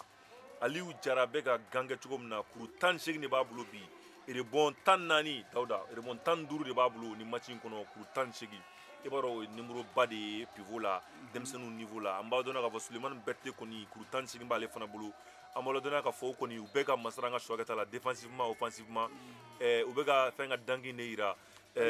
Adoni Filer n'ale ye ballon ta k'i kunda Mali Serso kan ka danki jugu kɛ Aliou kan ani Aliou taara k'a bɛ t'ale bloquer mais Aliou fana ye danki caman de sɔrɔ Dawuda Makan Keita ye Aliou caman de fili ka di Dawuda ma ka di fɛn ma Aliou Jara ma Dawuda ka danki kɛ an ɲɛ b'a la k'a fɔ Jeni kɔni hakili sigilen don Dawuda denmisɛnninw don hakili sigilen don a bɛ k'a ka match kɛ nin bɛna kɛ expérience ba de y'a bolo a bɛ k'i yɛrɛ exposer a ye jouer faamuya Dawuda donc an bɛ se k'a faamuya fana k'a fɔ ko Cheikh n'a continué na tan a ka ca Ala fɛ pourquoi pas donc a bɛ se ka na tuguni a bɛ se ka chance sɔrɔ ka na NBA G-League la a bɛ se ka chance sɔrɔ ka na université la chance ba de b'a bolo parce que a bɛ k'a yɛrɛ yira nin kɛnɛ in kɔnɔna na pour le moment kɔni donc a ka baara ye dɔrɔn ka Cheikh ka baara kɛ n'a ye baara kɛ tɔw b'a fɔ cogo min na ça va se payer an ɲɛ bɛ kaba kɔni jɛlen don terrain kɔrɔ k'a ka cɛdenw jateminɛ u ka kuru kɛra kuru 57 ye Dawuda stade ka kuru 68 Dawuda an b'a yɔrɔ k'a fɔ minute 4 dɔrɔn de bɛ yen match ka bɔ a y'i jilaja ka ballon fili o kɔni a y'a jɛ Mali ye ballon ye stade ta ye règle cɛden ye Mali ballon cɛden Aliou Jara ye ballon ta k'i kunda Serso kan k'a fili a y'a jɛ règle mɔgɔ ye ballon déflecté ka bɔ kɛnɛma ballon bɛ stade bolo toujours Cheikh yan kan ka point caman a ye 3 points fili a ye 3 points gosi non o ɲɛna Cheikh o ɲɛna Sulemani Berté 3 points gosi Mali kanu na stade malien kanu na Mali ka kuru 71 rek ka kuru 57 Dawuda Tottenham minutes saba ani dɔɔni Dawuda amala donna ka fɔ ko stade bɛ ka nin kɛ équipe meilleure équipe di kan sa conférence Sahara bɛɛ kɔnɔna na o b'a yira k'a fɔ ko Mali équipe in ka ɲi équipe ka ɲi talent b'u la ima Delwan Grand min ye Dawuda a ye reverse point mun don sisan a taara k'a b'a fili nin fɛ cɛ bɔra k'a b'a bloqué a y'i yɛlɛma ni côté gauche ye k'a don main gauche kan ka plus la faute kɛ o ye Espérance de ye a ye kuru 2 don ka fara Reg Rwanda Energy Group kan Tignelu kɔni bɛ rebond tali la ni Tignelu n'ale Nigeria jamanaden ye Ball Elevate NBA Junior Africa Basketball Ball Elevate n'ale kan ka na Amérique ni tournoi in banna ka na jouer Université de Washington fɛ Amérique West Coast fɛ a ye lancé franc jɛ mais rebond taara a ye rebond ta u ye ballon d'a ma a y'i kun bɔ Sesoko ka point 2 wɛrɛ don Mali la u ka kuru kɛra kuru 61 stade ka kuru 71 minute 3 ani seconde 30 de bɛ yen nɔ yanni match ka file ka fiyɛ ballon kɔni bɛ stade bolo Mamadou Keita pour le moment kuru 10 de b'u ni ɲɔgɔn cɛ chèque donc kuru 10 de b'u ni ɲɔgɔn cɛ o tɛ caman ye basket la Dawuda faute fiyɛra Rwanda cɛden ye faute kɛ Mali la a ye fête kɛ Sulemani Berté la numéro 11 Rwanda cɛden numéro 11 Jean-Jacques ni meneur do Rwanda jamanaden ale de ye faute kɛ Cheki ni Berté ni Franc lancé dɔ kɔni nka a bɛ poussé an ma Berté kɔni bɛna taa ni lancé ninnu fili est-ce que lancé yɛrɛ don je pense que faute de kɛra n'a ni lancé do Dawuda mais ni lancé do a bɛ bali na parce que u ma faute bɛɛ kɛ fɔlɔ u ma faute bɛɛ kɛ a bɛna fɔ lancé do lancé tɛ lancé tɛ faute kɛra nka faute ma dafa 5 la pour que u bɛ se ka taa bonus la ana fɔ ne ma ko bonus n'u ka t'o la Energy Group kɔni bɛ ka défense ja u bolo Dawuda i yɛrɛ ɲɛ b'a la défense bɛ ka ja u bolo a ye bɛnkɛ 3 points fili a y'a jɛ rebond jɛra Amayo rebond ta Tignelu rebond ta Tignelu ça c'est bien ça chèque Tignelu rebond ta ka ballon di Amayo ma Amayo numéro 6 Amayo kɔni bɛ ka i jilaja a ye ballon di fɛn ma a ye 3 points jigi 3 points numéro 10 Mali cɛden numéro 10 Mamadou Keita ale ye 3 points tigɛ Mali kanu na Stade Malien ye 3 points don 74 ka taa Mali kanu na 74 ani 61 Stade Malien kanu na Seko continue ta Aliou b'u fili ka di Aliou Jara ma Aliou kɔni ballon minɛ k'i hakili sigi Dawuda a ye ballon di Vieux ma tuguni Mamadou Keita ye 3 points wɛrɛ don Dawuda so fan bɛɛ bɛ bɔ Cheki ya kan continue ta ne cheki so fan bɛɛ bɛ don Dawuda Mamadou Keita ye 3 points 2 de don ka da ɲɔgɔn kan Dawuda 600 Regi kɔni tunnen don 600 Regi kɔni continué don u ka américain kɔni Delwan ale kɔni y'a ka dimi yira Sesoko la sisan ni dagi match ye Delwan Graham ni Amérique jamanaden don numéro 41 ale kɔni a ka dimi yira Sesoko la sisan ni danki dɔ ye ni kinibolo ye n'a kinibolo ye ka don Mali stade cɛlu la Dawuda o t'a yira k'a fɔ ko a ma ban dɛ a ma ban stade kɔni ye suguru jan bila u ni u cɛ point niveau la ballon kɔni bɛ fɛn bolo sisan stade bolo lancer franc na a bɛna bonus de fili an b'a lajɛ k'a fɔ lancer franc bonus Berté ye bonus fɔlɔ fili o Berté ka kuru kɛ kuru 21 Dawuda kuru 21 Aliou Jara kuru 18 Kelvin Amayo kuru 12 Namagan Traoré kuru 7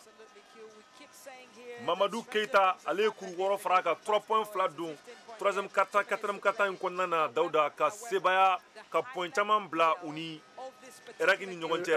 cɛ sisan Iraki Mali kɔni ka point kɛra kuru 79 ye ani Iraki ka kuru 67 i ɲɛ b'a la coach kɔni Mali bɛ ka défense ja très bien Mali kɔni bɛ ka défense ja o y'a minɛ ka kuru 2 wɛrɛ don an ka denmisɛnninw y'a faamuya Cheki an ka denmisɛnninw y'a faamuya u ka Mali denmisɛnninw y'a faamuya an b'a lajɛ k'a fɔ ko Mali entraîneur kɔni ko hey a y'o yɛlɛma a ye point dɔ cogo aw yɛlɛma Mali rebond ta u y'a perdu tuguni Somso kɔni taara k'a bɛ taa dunk kɛ a ma se ka dunk sɔrɔ faute kɛra ale la Aliou Jara ye faute sɔrɔ a ye faute kɛ Chonche de la Chonche Ulrich Kamba Chonche n'ale ye NBA Academy joueur ye ball elevate Dauda. Ale de ka jani terrain kɔnɔna maa bɛɛ ye 2 mètres 11 ni denmisɛnnin don san 18 Dauda ale bɛ ka jouer rugby fɛ ale de faute kɛra ale de la i yɛrɛ a taara a ka dunk de kɛ n'a bolo fila ye a bɛna fɔ faute kɛra la Aliou Jara de bolo arbitre kɔni bɛ fɛ ka taa a lajɛ an b'a lajɛ k'a fɔ minute 1 ani sanga seconde 43 de bɛ yen yanni kurun ka se cɛncɛn ma Dauda an b'a lajɛ k'a fɔ stade ma nin point sugu don kabini tournoi daminɛna fɔlɔ Dauda ka se 80 ɲɔgɔnna ma 81 de b'u bolo an bɛ wagati min na o b'a jira k'a fɔ ni stade y'i décider ka fɛn fɛn kɛ o b'o ɲɛ sɔrɔ Dauda. Cheick nin fana b'a jira k'a fɔ ko chaque mɔgɔ fana décider don donc volonté bɛ yen parce que 81 points 81 i y'a fɔ cogo min na kabini tournoi daminɛna nin ye stade siɲɛ fɔlɔ de k'o kɛ donc o b'a jira k'a fɔ ko talent bɛ yen. U ka kurun match la o ye 55 dɔrɔn de don contre AS Douanes u ka match fɔlɔ la u ye 78 don contre Monastir u ka match filanan na u ye 78 don ka gagner ça veut dire que nin stade ye kuku in ka ɲi kojugu u ka point fɛn fɛn donna u ka kunun match dɔrɔn de la u ye kuru 50 u ka kunun kuru 55 don ça veut dire que n'u ye ɲɔgɔn faamuya ka taa nin ta la Dauda u bɛ ka nin kɛ meilleur joueur de la conférence Sahara la u b'a jira k'a fɔ ko Mali stade équipe nin ka ɲi kojugu n'u sera ka ɲɔgɔn faamuya an y'a ye k'a fɔ 4e na u kɛlen don ka gan yɛrɛ de kɛ i m'a ye. Est-ce que an ka numéro 10 ni est-ce que ale de ma faute kɛ Keita numéro 10 Mamadou Keita n'a fɔ faute kɛra ale la an y'a ye k'a fɔ ale de 3 points fila don ka taa ɲɔgɔn kan Mali kanu na Dauda o yo pusara Mali ma kojugu an ɲɛ b'a la k'a fɔ match kɔni tɔ tora minute 1 sanga damadɔni ye Dauda Shamso ye lancer franc fɔlɔ fili a y'a jɛ a Shamsen yɛrɛ a bɛna fɔ a walawalalen tɛ kosɛbɛ parce que match caman kɛ fɔra ale kɔ Dauda donc a ma don compétition na voilà fɔ de ma ko body language a fari cogoya ma a ma walawala ten kosɛbɛ k'a fɔ ko a sen donnen nin tournoi in na kojugu mais an ɲɛ b'a la k'a fɔ kɔni talent b'a fana na Dauda a ɲɛ b'a la c'est un pivot de 2 mètres 12 ɲɛ b'a bolo la a bolo ka jan denmisɛnnin don avenir ba de b'a la a ye lancer franc filanan kɔni don Uranda Energy Group kanu na kuru 63 kuru 81 stade malien de bɛ sanfɛ stade malien kɔni jilajalen don Dauda o ye Masara ka choix kɛta la kabini a daminɛ na fo a laban you kan ka continuer tan ne stade malien man ka ya bolo jigin parce que match banna ka ban o ye ballon déflecté parce que o ye ballon déflecté Dieu donné kɔni ballon ta a y'i kunda Serso kan a ye ballon di pivot ma pivot ye ballon fili a y'a di cɛ ma corner la o 3 points fili o y'a jɛ a ma ye o ye ballon ta ballon bɛ to u ka kanda la Dauda a bɛna fɔ ballon bɛ to stade ka kanda la a bɛna fɔ stade malien kɔni ye nin victoire in kɛ Dauda nin match in kɔni a tɔ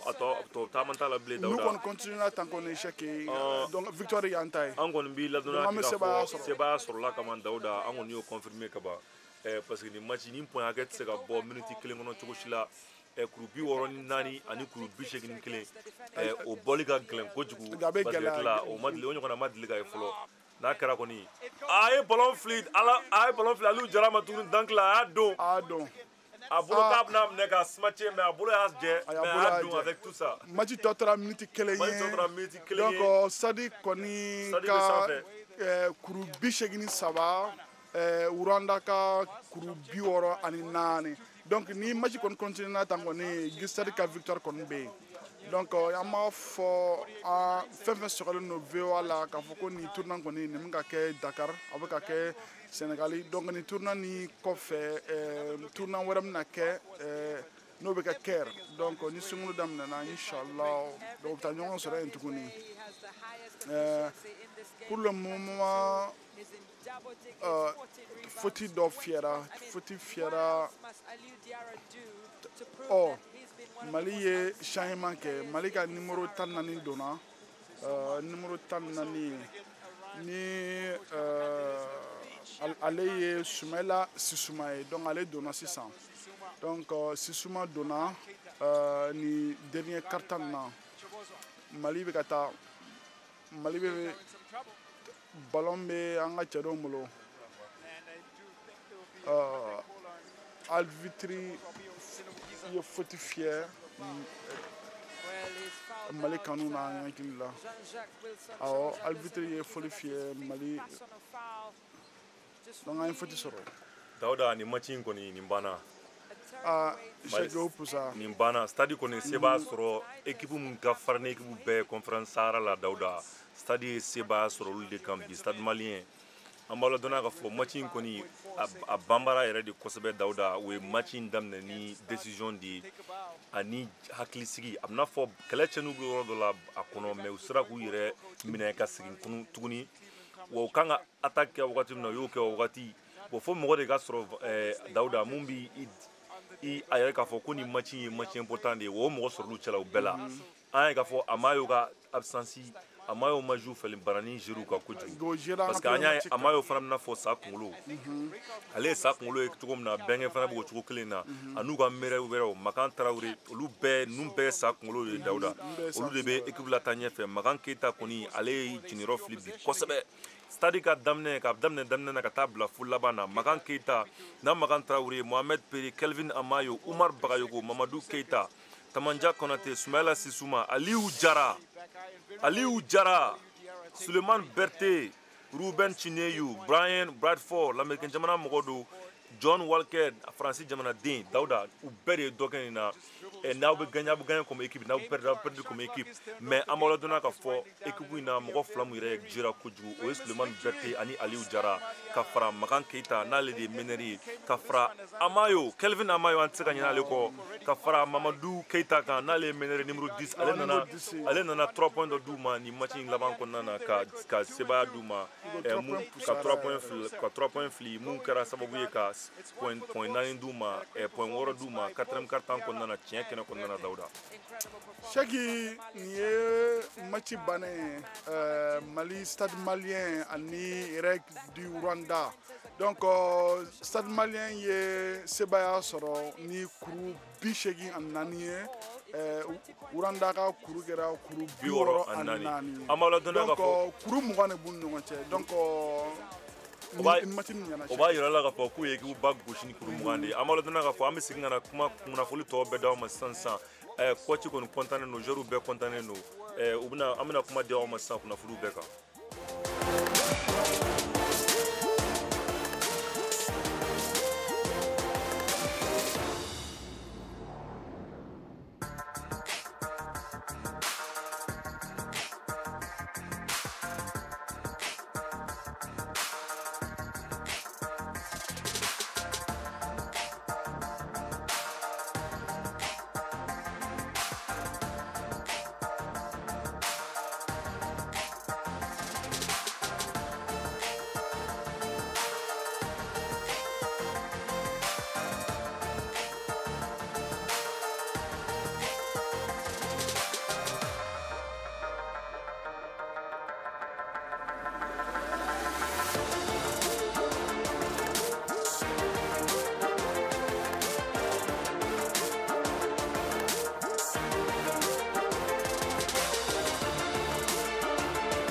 Et se qualifier pour aller à Kigali si possible. Et cette qualification a dynamisé encore les jeunes qui veulent toujours participer à cette compétition de balle.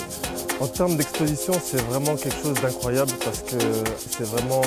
quelque chose qui va montrer une grande vitrine pour les joueurs africains et pour les pays africains aussi. Parce que dans ce continent-là, on a des joueurs très talentueux et je pense que ça peut être qu'une bonne publicité pour le continent et pour les clubs africains.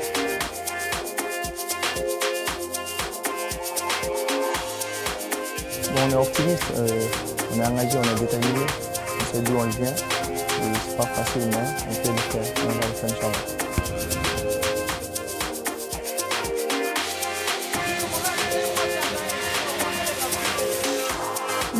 Des Mali. Cette qualification, c'est pour nous, c'est le final et ça va être historique. On joue avec le cœur, avec la tête. C'est pas le stade malien seulement, c'est le Mali et tous les Maliens derrière nous. Ils font tout pour nous. Bien merci, on va se qualifier.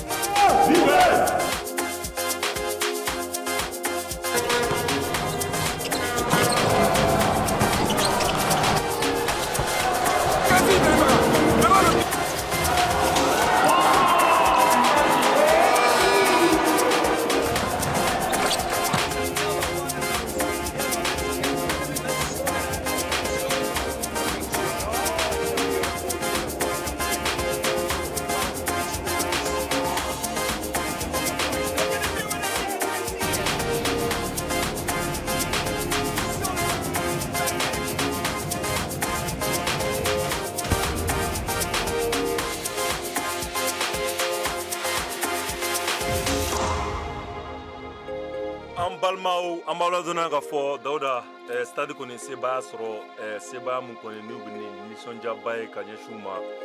n'u kɔni n'u b'a dɔn c'est une victoire très méritée Dawuda i ɲɛ b'a la u bɛɛ ye Masara ka sɔkɛta la u bɛɛ y'u cɛsiri kabini match daminɛ na fo ka taa se a laban ma stade kɔni ye se sɔrɔ ni équipe in ka Rwanda Energy Group k'a daminɛ premier quart-temps na fo ka taa se quatrième quart-temps ma u kɛlen don k'u minɛ u ngɔnɔ ma a yira la k'a fɔ ko nin stade équipe in b'a yira la de k'a fɔ nin stade équipe ye équipe ɲɛnamaba de ye u ye kuru 84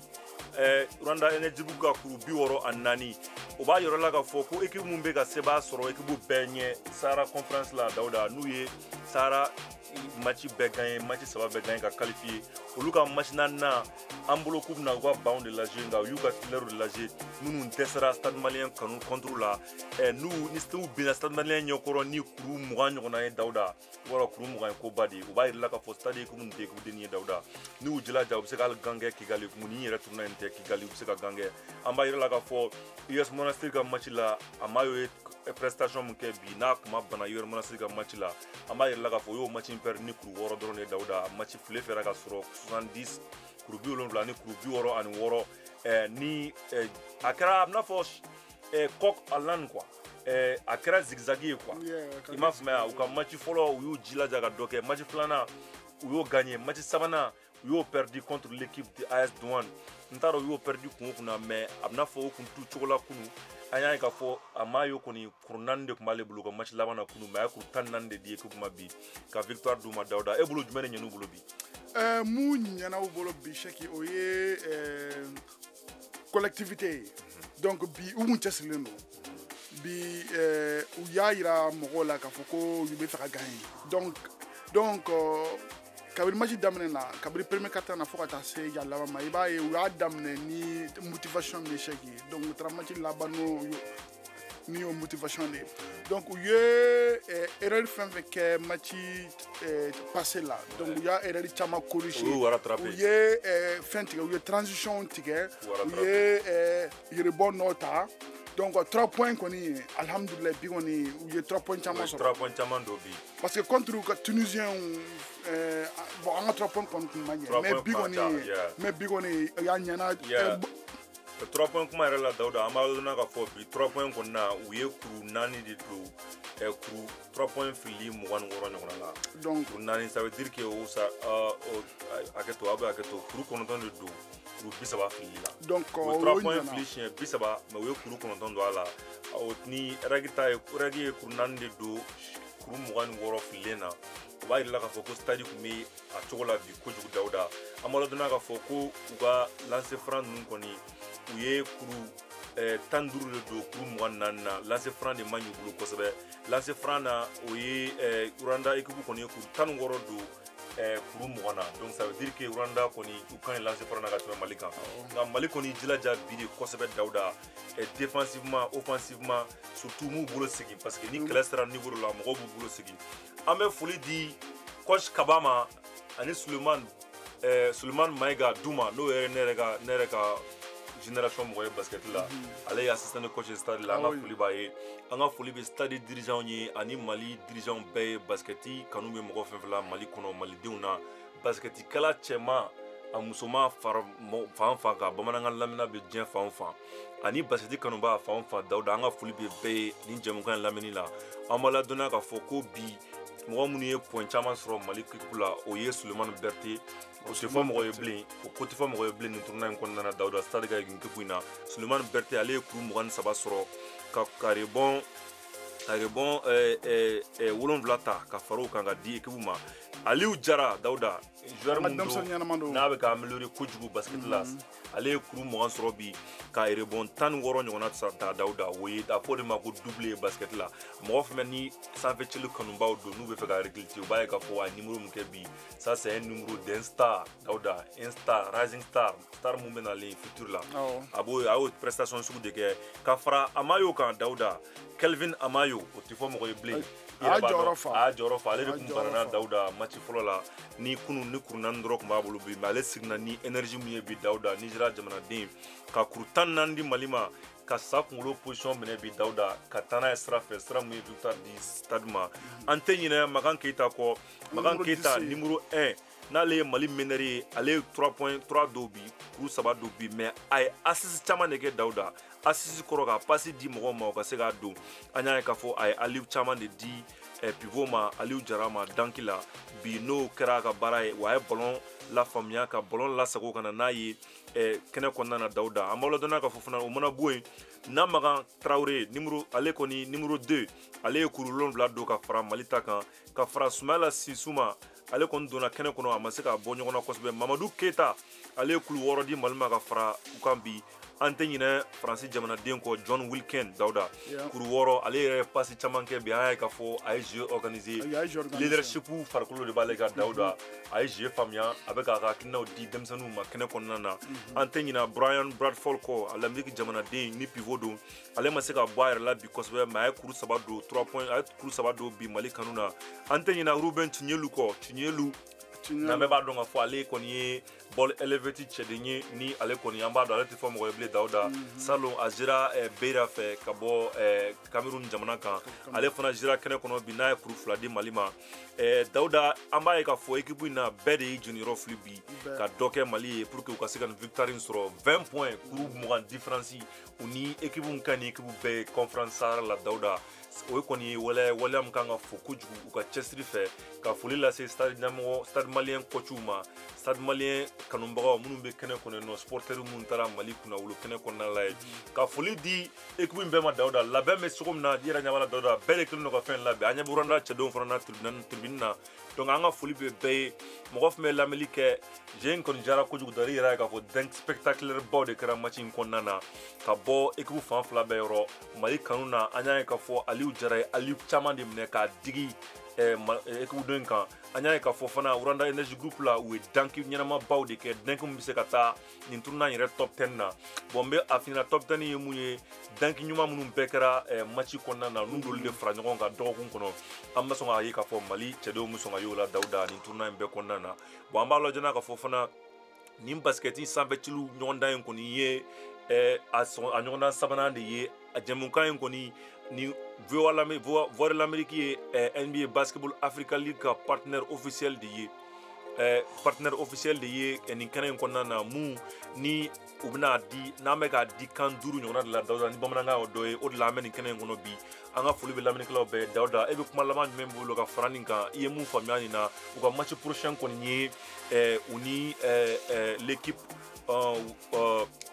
le match prochain est contre avec l'équipe ABC de la Côte d'Ivoire. Nous le 21 mars. Donc on attend bon match prochain qu'on be bi oye match mungwe qu'on be sans dans la nkofe oui je pense que fin de quand jouer sin match nkofe Nigeria jamana quand jouer nkofe oni AS Douane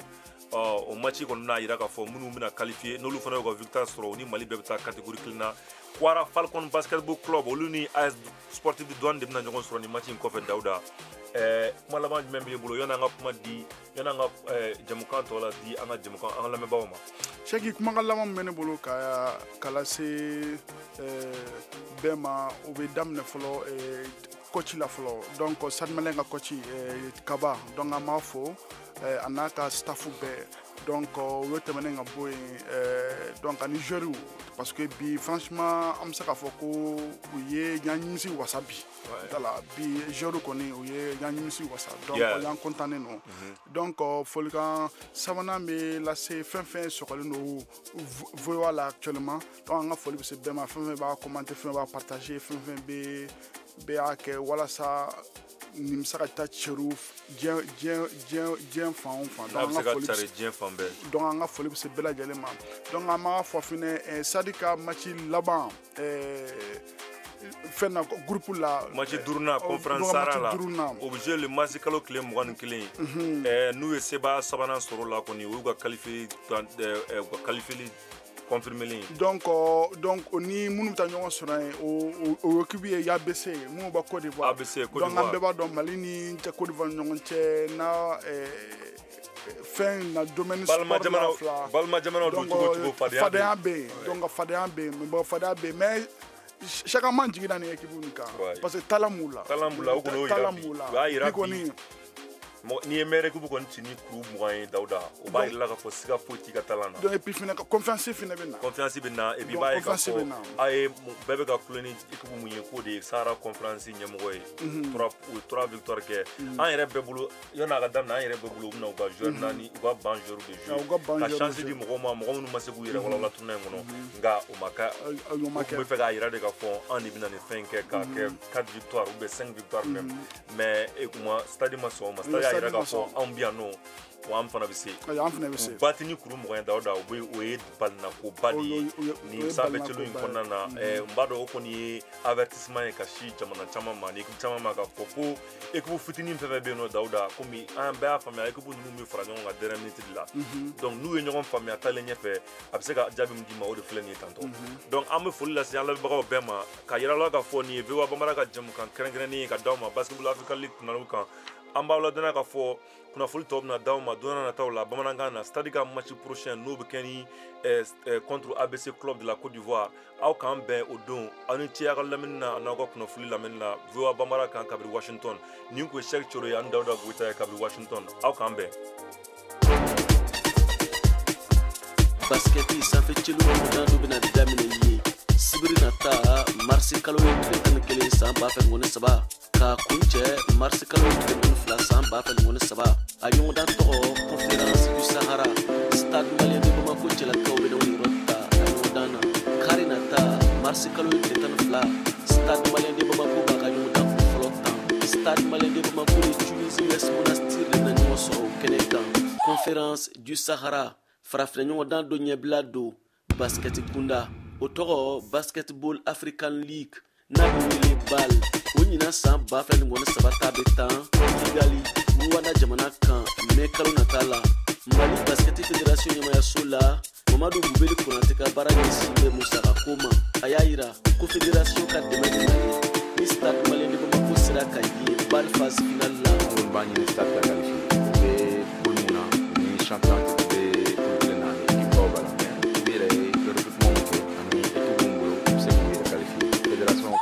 a yira u la ni stade qualifié la BAL la fédération bɛna dɛmɛ lase u ma n'Ala sɔnna. Yɔrɔ ka qualifié dun aw ma fɛɛrɛ dɔ sigi sen kan. Non sani ka taa an ma fɛɛrɛ sigi sen kan papier ko la licence BAL ye fɛn kura de ye min bilala sen kan hali NBA BAL bɛ wari mun c'u ma a tɛ don fédération kun.